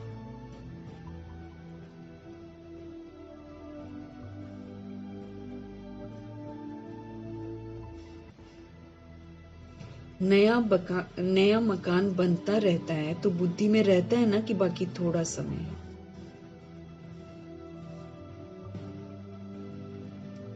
अभी ये तैयार हो जाएगा, बाकी ये थोड़ा काम है। वो है हद की बात, ये है बेहद की बात। ये भी बच्चों को समझाया गया है। उन्हों का है साइंस का बल और तुम्हारा है साइलेंस का बल। हम जितना शांत रहेंगे, शांति के स्वधर्म में रहेंगे, उतना हम सहयोग देंगे।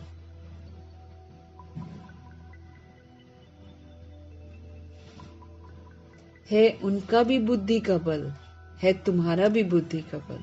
साइंस का भी बुद्धि का बल है, तुम्हारा भी बुद्धि का बल है।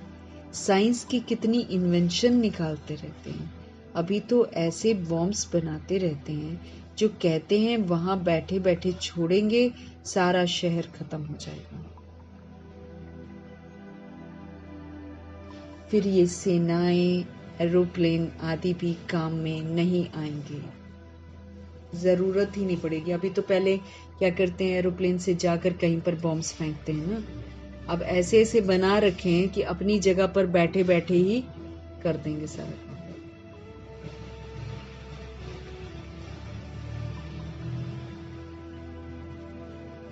तो वो है साइंस की बुद्धि, तुम्हारी है साइलेंस की बुद्धि। वो विनाश के लिए निमित्त बने हुए हैं, तुम अविनाशी मर्तबा पाने के लिए निमित्त बने हो। ये भी समझने की हमको बुद्धि चाहिए। हम स्थापना के कार्य में मददगार हैं।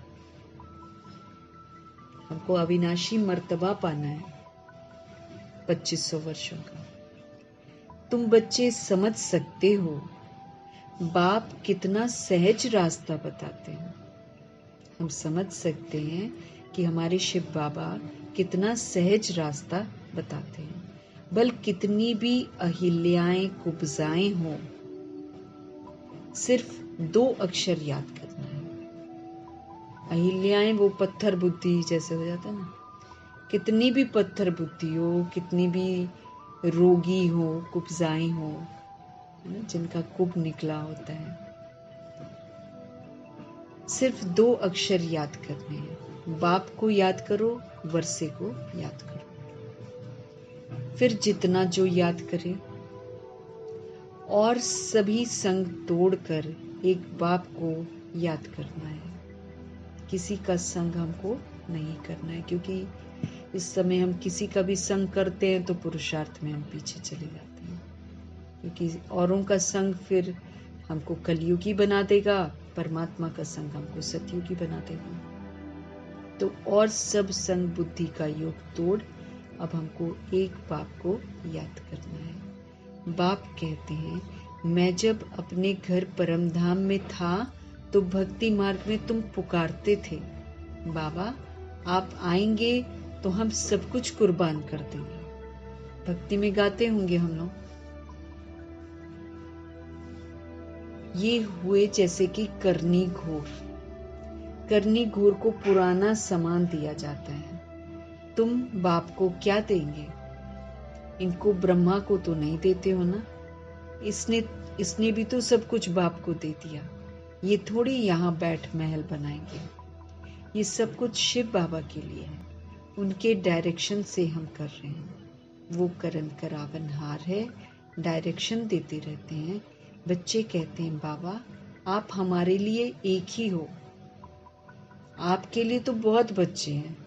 बाबा फिर कहते हैं, हमारे लिए सिर्फ तुम बच्चे हो, हमारे लिए तो बहुत है, तुम्हारे लिए तो बहुत है, कितने देह के तुम्हारे संबंधियों की याद तुम्हारी बुद्धि में रहती है। मीठे मीठे बच्चों को बाप कहते हैं, जितना हो सके बाप को याद करो और सबको भुलाते जाओ। सबको भूलते जाना है, क्योंकि सब खत्म होने वाले हैं। अगर हमको याद रखेंगे तो फिर देहधारी एंड में हमको याद आएंगे। सबको भुलाते जाना, एक्टिंग वो वाली खत्म हो रही है। स्वर्ग की राजाई का मक्खन तुमको मिलता है, और सबको भूलेंगे नहीं तो भगवान से जुड़ेंगे नहीं। सबको भुलाते जाना है और अपना पुरुषार्थ पूरा करना है। स्वर्ग की राजाई का मक्खन तुमको मिलता है, जरा ख्याल तो करो कैसे ये खेल की रचना है। तुम सिर्फ बाप को याद करते हो, फिर स्वदर्शन चक्रधारी जब बनते हो, यानी कि स्व का जो दर्शन बाबा कराते हैं, 5 स्वरूपों का, 5 वर्णों का, जिसमें अनादि आदि जो है वो है दर्शन। तो जब हम स्व का दर्शन करते हैं, चक्र में कैसे हम पाठ बजाते हैं, फिर हम उसी विधि से फिर पाठ बजाते हैं, तो हम चक्रवर्ती राजा बनते हैं। अभी तुम बच्चे प्रैक्टिकल में अनुभवी हो। मनुष्य तो समझते हैं कि भक्ति तो परंपरा से चली आई है, विकार भी परंपरा से चले आए। इन लक्ष्मी नारायण राधे कृष्ण को भी तो बच्चे थे ना। अरे हाँ, बच्चे क्यों नहीं थे, परंतु उन्हों को कहा जाता है संपूर्ण निर्विकारी। वो विकार में नहीं जाते, वो यहाँ से संगम युग से योग का बल, बाबा की याद का बल लेकर जाते हैं। उस पावर के साथ वो परम धाम में बैठी आत्माओं को नीचे बुला लेते हैं। वो नीचे आ जाती। सोल्स पावरफुल हैं, ये खाली हम देह अभिमान में आकर कमजोर बनते हैं। ये तो सोल तो बहुत शक्तिशाली है। तो वहां तो बाबा कहते वो लोग तो संपूर्ण निर्विकारी हैं, यहाँ संपूर्ण विकारी हैं।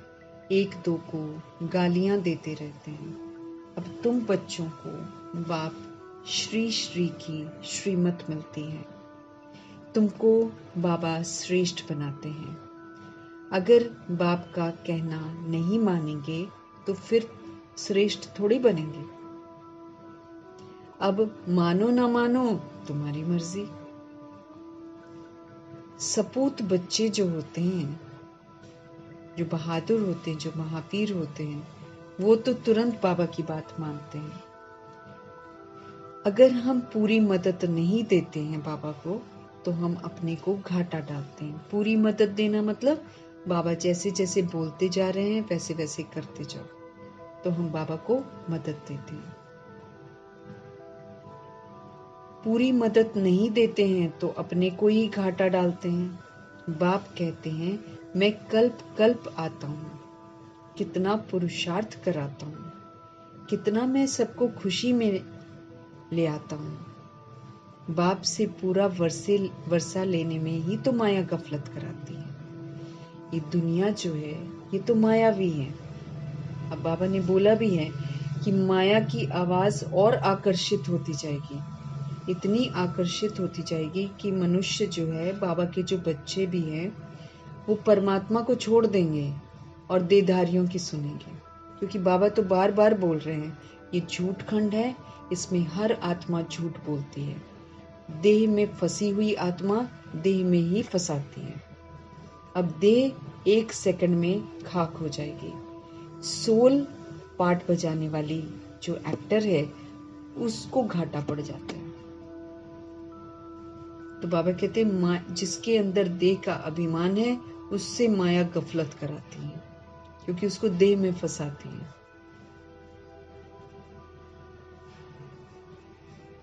बाप कहते हैं, कितना मैं पुरुषार्थ कराता हूँ।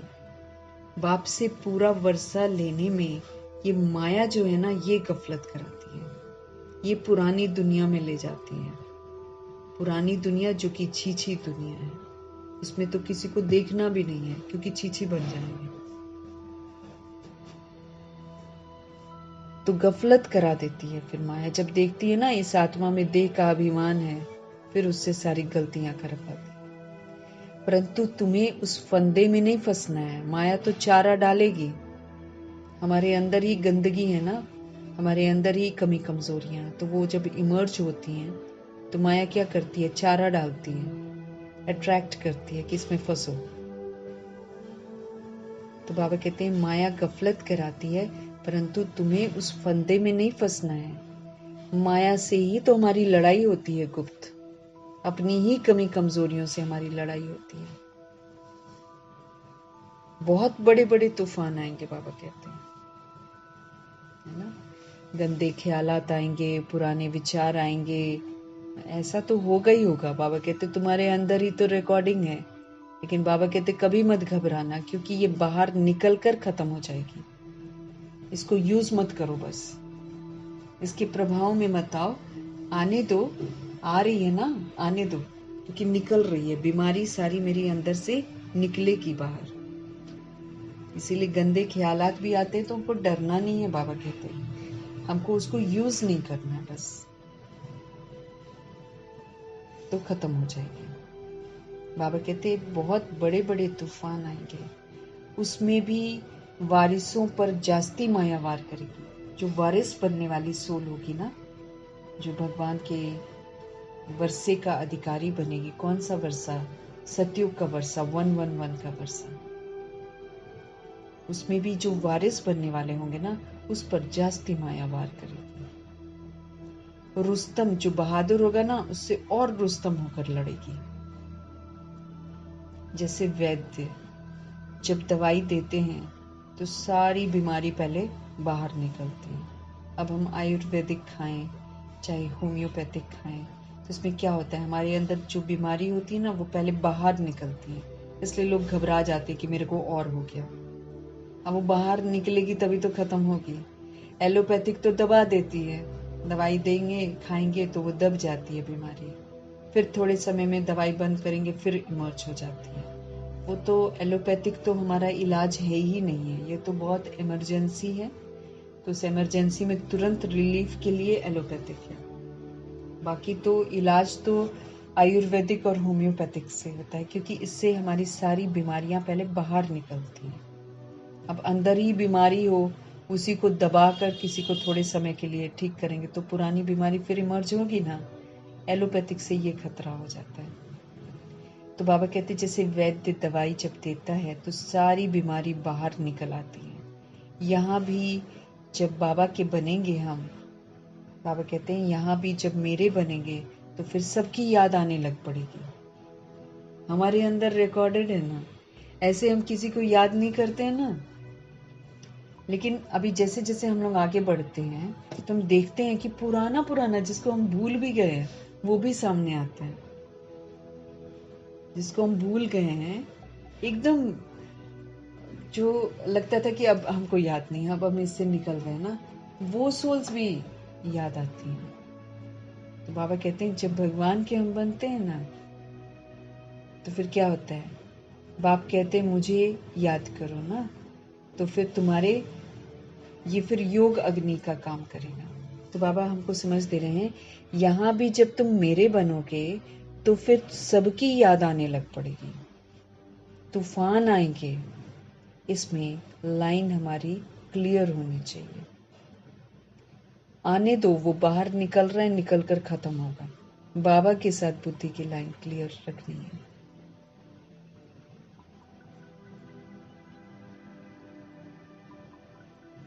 तो सबकी याद आनी लग पड़ेगी जब तुम मेरे बनोगे।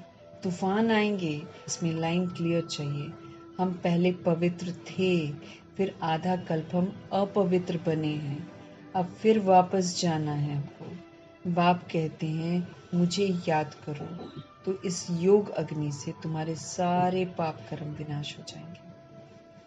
तो मुझे याद करो तो योग अग्नि से तुम्हारे सारे पाप जो हैं वो भस्म हो जाएंगे। जितना हम बाबा को याद करेंगे उतना हम ऊंच मर्तबा पाएंगे, क्योंकि फिर हम अच्छी अच्छी धारणा भी करेंगे, बुराइयों को भी छोड़ देंगे। फिर जो मेरा पास्ट का हिसाब किताब विकर्मों का है वो भी चुकतू होगा, तो हम हल्के होते जाएंगे। हल्के जितना होते जाएंगे फिर उतना परमात्मा से जुड़ते जाएंगे।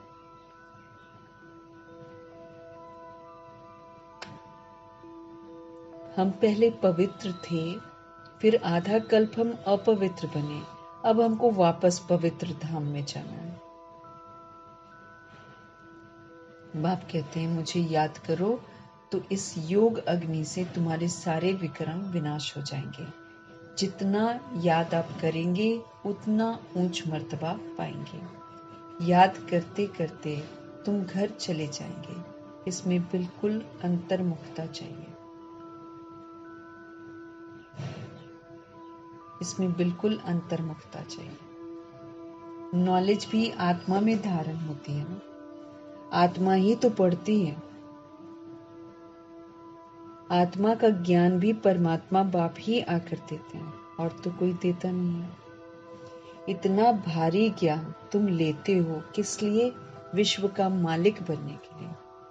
मुझे तुम कहते ही हो पतित पावन, ज्ञान का सागर, शांति का सागर। जो मेरे पास है वो तुमको सब देता हूं।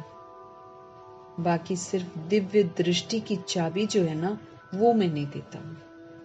उसके बदले फिर तुमको क्या करता हूं? विश्व का मालिक बनाता हूं। साक्षात्कार में कुछ है नहीं, मुख्य है पढ़ाई। पढ़ाई से तुमको 21 जन्मों का सुख मिलता है। मीरा की भेंट में तुम अपने सुख की भेंट करो। वो तो कलयुग में थी मीरा, दीदार किया उसने, फिर क्या हुआ? स्वर्ग में थोड़ी जाती है। भक्ति की माला ही अलग है, ज्ञान मार्ग की माला अलग है। रावण की राजाई अलग, तुम्हारी राजाई अलग। उनको दिन और उनको रात कहा जाता है। रावण की राजाई रात है, अज्ञानता की रात है। ऐसा नहीं कि पूरी रात हो जाती है, लेकिन दिन हो रात हो, अज्ञानता की रात है। वहां पर सब अपने को शरीर समझते हैं। और सतयुग त्रेता युग दिन है, मतलब ये नहीं कि सारा दिन दिन ही दिन होता है। दिन का मतलब है कि वहां पर सब अपने को आत्मा समझते हैं, इसीलिए वो दिन है। यहाँ हम अपने को शरीर समझते हैं, इसीलिए ये बेसमझी की रात है। इस रात में हम गिरती कला में चले जाते हैं। भक्ति भी रात है, क्योंकि अता पता है नहीं किसकी पूजा कर रहे हैं, क्यों कर रहे हैं, किसी की बायोग्राफी नहीं जानते हैं। एक दूसरे को देखते हुए पूजा करनी शुरू कर देते हैं। कोई कहेगा इसको पूजो तो मनोकामना पूरी हो जाएगी, ये बोलो तो ये दुख कष्ट दूर हो जाएंगे। अभी कह रहे हैं प्लेन में बैठने से पहले हनुमान चालीसा करो, फिर प्लेन का क्रैश नहीं होगा। ऐसे ऐसे करके सोल्स अंधकार में जी रही हैं, सच्चाई में नहीं जीती है ना। तो भक्ति भी रात है। अच्छा, मीठे मीठे सिकिलते बच्चों प्रति माता पिता बाप दादा का याद प्यार और गुड मॉर्निंग। रूहानी बाप की रूहानी बच्चों को नमस्ते।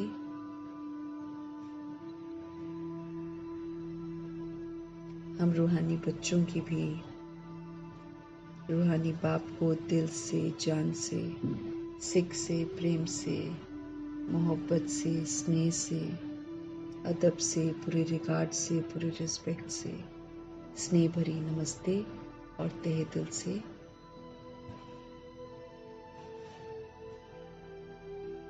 सबका धन्यवाद।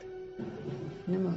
तहे दिल से प्रभु जी का धन्यवाद, प्रभु जी का धन्यवाद करेंगे ना।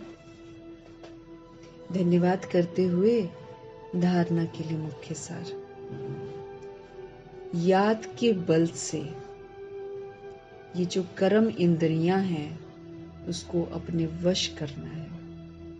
अब बाबा तो हमको डायरेक्शन देते हैं कि आंखों से क्या देखना है, कानों से क्या सुनना है, मुख से क्या बोलना है, मुख से क्या खाना है। हाथों को कैसे यूज करना है, सब चीज की शिक्षा हमको प्रभु जी अभी देते हैं। अब 63 जन्म हमको उल्टी आदतें पड़ी हुई हैं, उसको सुलटा करने के लिए फिर हमको योग की शक्ति धारण करनी है।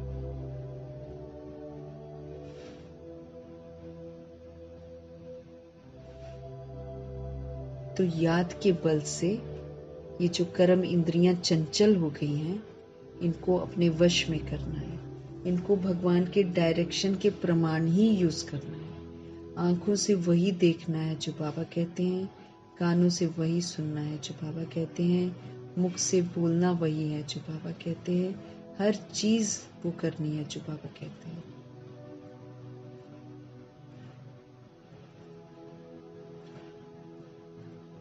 टाइम बहुत थोड़ा है, इसलिए अच्छी रीति पुरुषार्थ कर माया जीत बनो। माया तो तरह तरह के प्रलोभन लेकर आएगी।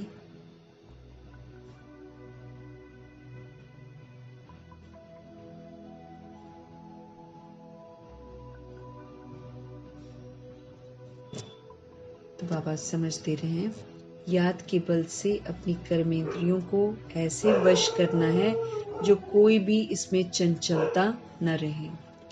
टाइम बहुत थोड़ा है, इसलिए अच्छी रीति पुरुषार्थ करके हमको माया को जीतना है। सत्य बाप जो हमको ज्ञान देते हैं उसको अंतर्मुखी बनकर धारण करना है। बाप जो ज्ञान देते हैं उसको अंतर्मुखी बनकर धारण करना है। बाह्यमुखी बनकर हम धारण नहीं कर सकते। बाह्यमुखी बनना मतलब देह अभिमान में रहना। आत्मा बनकर परमात्मा की याद में रहकर हम जो है धारणा कर सकते हैं।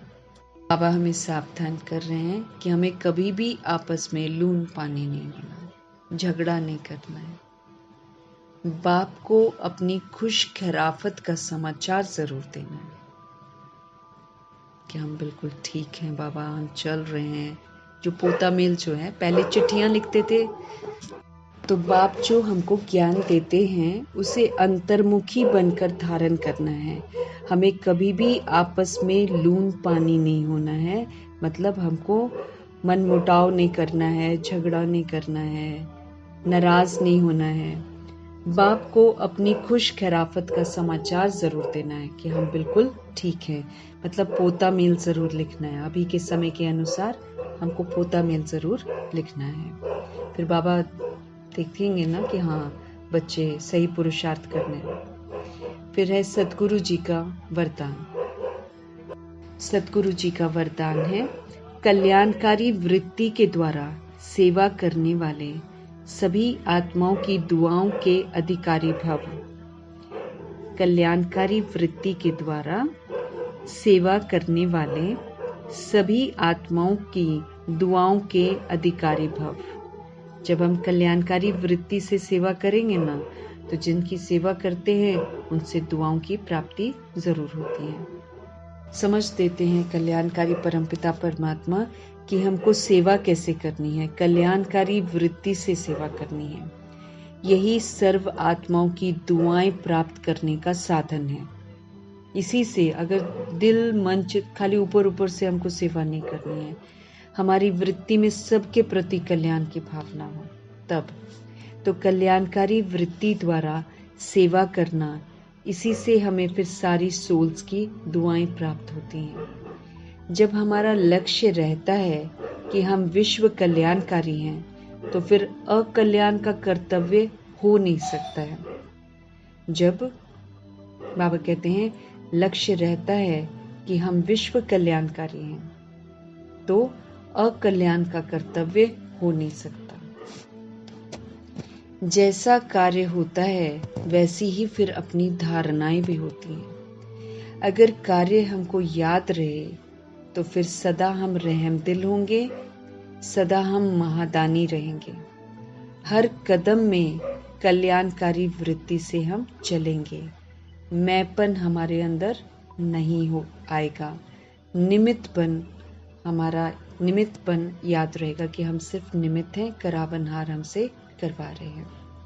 ऐसे सेवाधारी को सेवा के रिटर्न में सभी सोल्स की दुआओं का अधिकार प्राप्त हो जाता है। ध्यान खिंचवा रहे हैं बाबा कि हमको सेवा कैसे करनी है।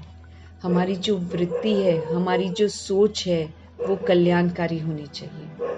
कल्याणकारी वृत्ति द्वारा सेवा करने वाले सभी आत्माओं की दुआओं के अधिकारी बन जाते हैं।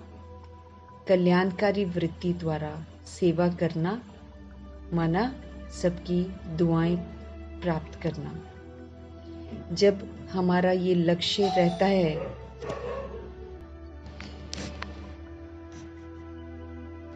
तो हमारा लक्ष्य होना चाहिए विश्व का कल्याण।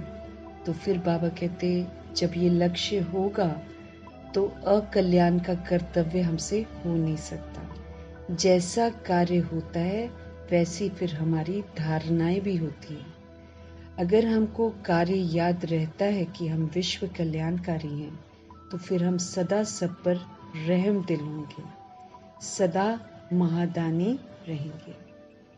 हर कदम में कल्याणकारी वृत्ति से ही चलेंगे, कहीं भी मैंपन नहीं आएगा। हमेशा निमित्तपन याद रहेगा कि हम सभी आत्माओं के निमित्त हैं। करावनहार परमपिता परमात्मा हम आत्माओं से करवा रहे हैं और हम सब कर रहे हैं। ऐसे सेवाधारी को सेवा के रिटर्न में सभी सोल्स की दुआओं का अधिकार प्राप्त हो जाता है, क्योंकि दिल से कर रहे हैं ना, रहम दिल बनकर कर रहे हैं, कल्याणकारी वृत्ति से कर रहे हैं, तो रूह तक पहुंचता है। फिर जिस रूह तक पहुंचता है वो रूह दुआएं जरूर देती है, भले हम नहीं जानते हो किसी को, है ना। लेकिन अगर हम रूह बनकर रूहों की सेवा करते हैं, कल्याणकारी वृत्ति से उनके लिए रहम दिल बन कल्याणकारी वृत्ति से सहयोग देते हैं, तो वो सोल्स की ऑटोमेटिकली दुआएं हम तक पहुंचेंगी। उनको लगेगा कि जैसे बाबा उस दिन बोले ना कि जब आप सच में ऐसा करोगे तो लोग समझेंगे कि कहीं से हमको शक्तियों की प्राप्ति हो रही है, कहीं से हमको शांति की प्राप्ति हो रही है, ऐसा वो लोग समझेंगे। तो हमको कल्याणकारी बनना है, बाबा की श्रीमत पर चलकर कल्याणकारी वृत्ति से सेवा करनी है, तो सर्व आत्माओं की हमको दुआएं प्राप्त होंगी। बाप समान कल्याणकारी, बाप समान रहमदिल, सदा महादानी बनेंगे, तो अकल्याण का कर्तव्य तो हमसे कभी होगा ही नहीं। अगर वृत्ति को ही कल्याणकारी हम बना लेंगे तो अकल्याण का कर्तव्य हम कभी करेंगे ही नहीं। ऐसे जो सेवाधारी बनते हैं उनको सेवा के रिटर्न में सभी सोल्स की दुआओं का अधिकार प्राप्त होता है। स्लोगन है, साधनों की आकर्षण साधना को खंडित कर देती है, इसलिए हमें साधनों के आकर्षण में नहीं रहना है। कभी भी कोई साधन हमको आकर्षित न करे। साधनों की आकर्षण साधना को खंडित कर देती है, फिर साधना नहीं होती, फिर तो साधनों के चक्कर में ही रह जाते हैं, है ना। फिर एसी नहीं होगा तो फिर हम सेवा नहीं करेंगे, पढ़ाई नहीं पढ़ेंगे, ऐसा हो जाता है ना। तो इसलिए बाबा कहते हैं साधनों का आकर्षण जो है साधना को खंडित कर देता है। तो कभी भी साधनों के आकर्षण में नहीं आना है, क्योंकि आज वो हमारे पास हैं तो कल वो नहीं भी होंगे। इस बात का भी हमको ध्यान रखना। अव्यक्त इशारे हैं। आत्मिक स्थिति में रहने का हमको अभ्यास करना है और अंतर्मुखी बनना है।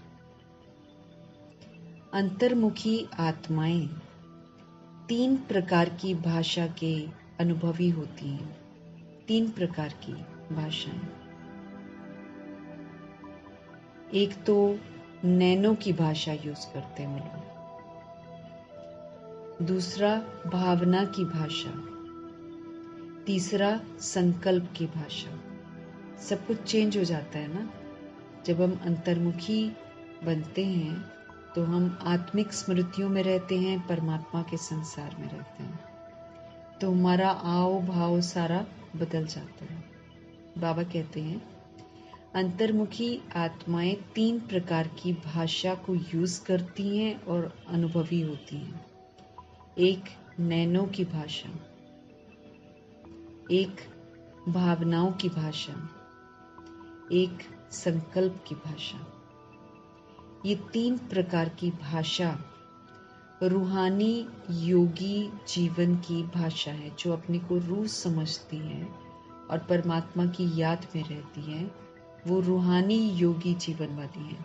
तो रूहानी योगी जीवन वालों की भाषा जो है वो नैनो की, भावनाओं की और संकल्पों की भाषा होती है।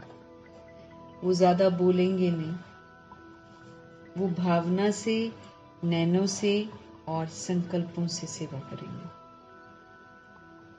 इस भाषा का प्रयोग करेंगे। जितना जितना बाबा कहते हैं आप अंतर्मुखी स्वीट साइलेंस स्वरूप की स्थिति में स्थित होते जाएंगे, उतना इन 3 भाषाओं के द्वारा सभी आत्माओं को अनुभव करा सकेंगे। कब कर पाएंगे हम लोग?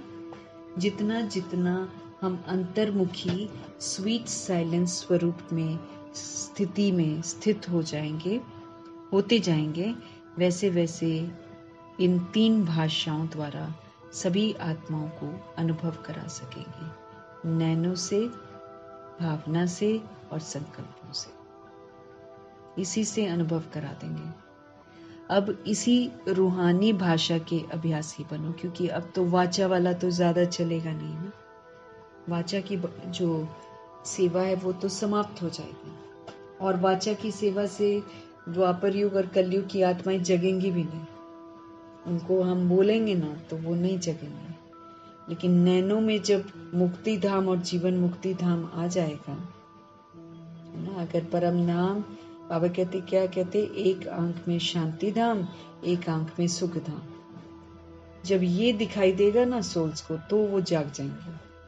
तो नैनो की भाषा, भावना, फीलिंग्स है ना, कल्याणकारी भावना, ये वाली भाषा, कल्याणकारी भावना की भाषा, और संकल्प शुभ, शुद्ध, सकारात्मक, समर्थ, कल्याणकारी संकल्प, ये वाली भाषा।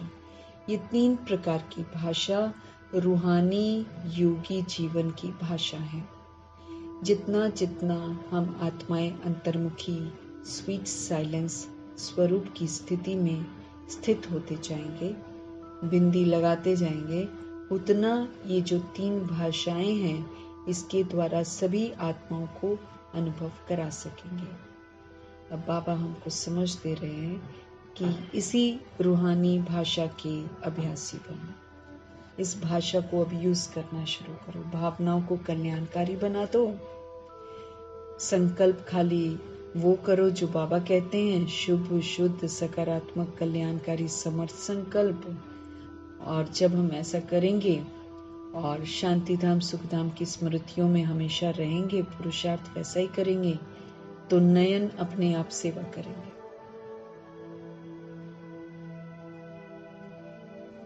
क्योंकि जो हम अंदर होएंगे वो नैनों से दिखाई देगा। क्योंकि द्वापर युग, कलयुग की सोल्स इसी विधि से जागेंगी। इसलिए बाबा हमारा ध्यान खिंचा रहे हैं, ये वाला अभ्यास करो, रूहानी भाषा का अभ्यास करो। बोलना न पड़े, साइलेंस में हर कार्य हो जाए। आत्मा को जगाने के लिए तो हम पढ़ रहे हैं ना, जगने के लिए और जगाने के लिए पढ़ रहे हैं। तो जग रहे हैं, जगा रहे हैं, तो अभी वाचा चल रही है, तो इससे क्या होगा? इससे 16,108.33 करोड़ आत्माएं जग जाएंगी। लेकिन ये जो 800 करोड़ की आबादी है, न जाने कितनी आबादी है आकारी शरीर में और साकारी शरीर में, ये जो करोड़ों की आबादी है, इसको जगाने के लिए फिर क्या करना हो? जो द्वापर युग और कलयुग में सोल्स आती हैं, उनको जगाने के लिए कितना पावरफुल बनना पड़ेगा।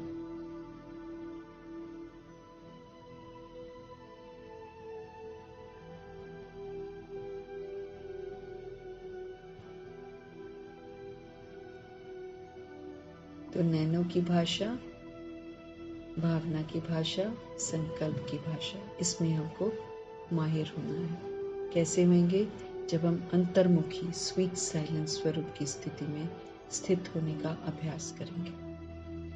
फिर बोलने का मन नहीं करेगा। फिर अंतर्मुखी रहेंगे तो परमात्म शक्तियाँ मिलती जाएंगी।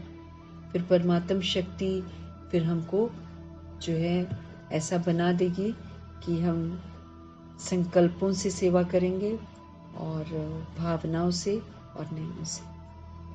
नज़र से निहाल करने वाली बात है ना, ये भी तो सेवा होनी है। अंत में हमारी नज़रों में बाबा होगा तो दूसरी सोल्स को बाबा दिखाई दे जाएगा। हमारी नज़रों में होना मतलब एक बाप दूसरा न कोई का अभ्यास, और कोई हमको याद नहीं आना चाहिए। एक बाप दूसरा न कोई। मीठे परमात्मा जी का धन्यवाद करेंगे। ब्रह्मा माँ का धन्यवाद, जगदम्बा माँ का धन्यवाद, अष्ट रत्नों का धन्यवाद, नवग्रहों का धन्यवाद, एडवांस पार्टी की सारी सोल्स का धन्यवाद, बची हुई 16,108.33 करोड़ आत्माओं में से आत्माएं जितने भी हैं सबका धन्यवाद। धरती, आकाश, जल, वायु, अग्नि, पांचों तत्वों का धन्यवाद। ड्रामा का धन्यवाद, प्रकृति का धन्यवाद, माया का धन्यवाद, यमदूत का धन्यवाद, करोड़ों की आबादी का धन्यवाद, साथ में रहने वाली सोल्स का धन्यवाद, सहयोगी आत्माओं का धन्यवाद, अविनाशी खजानों का धन्यवाद, समय का बहुत बहुत धन्यवाद, शरीर रूपी इंस्ट्रूमेंट का धन्यवाद।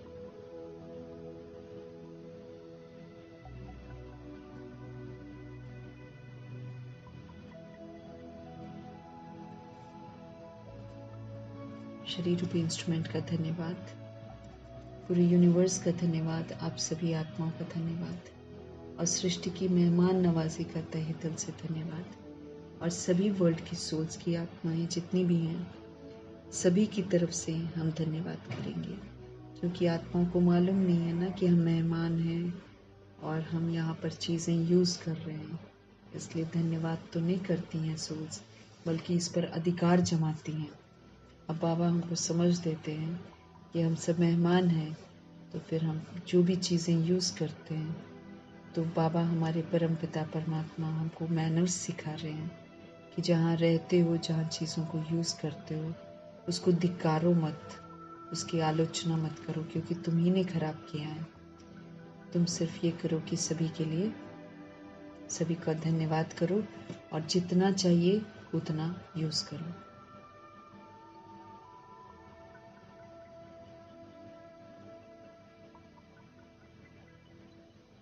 तो मीठे परमात्मा जी का धन्यवाद करेंगे। ओम शांति।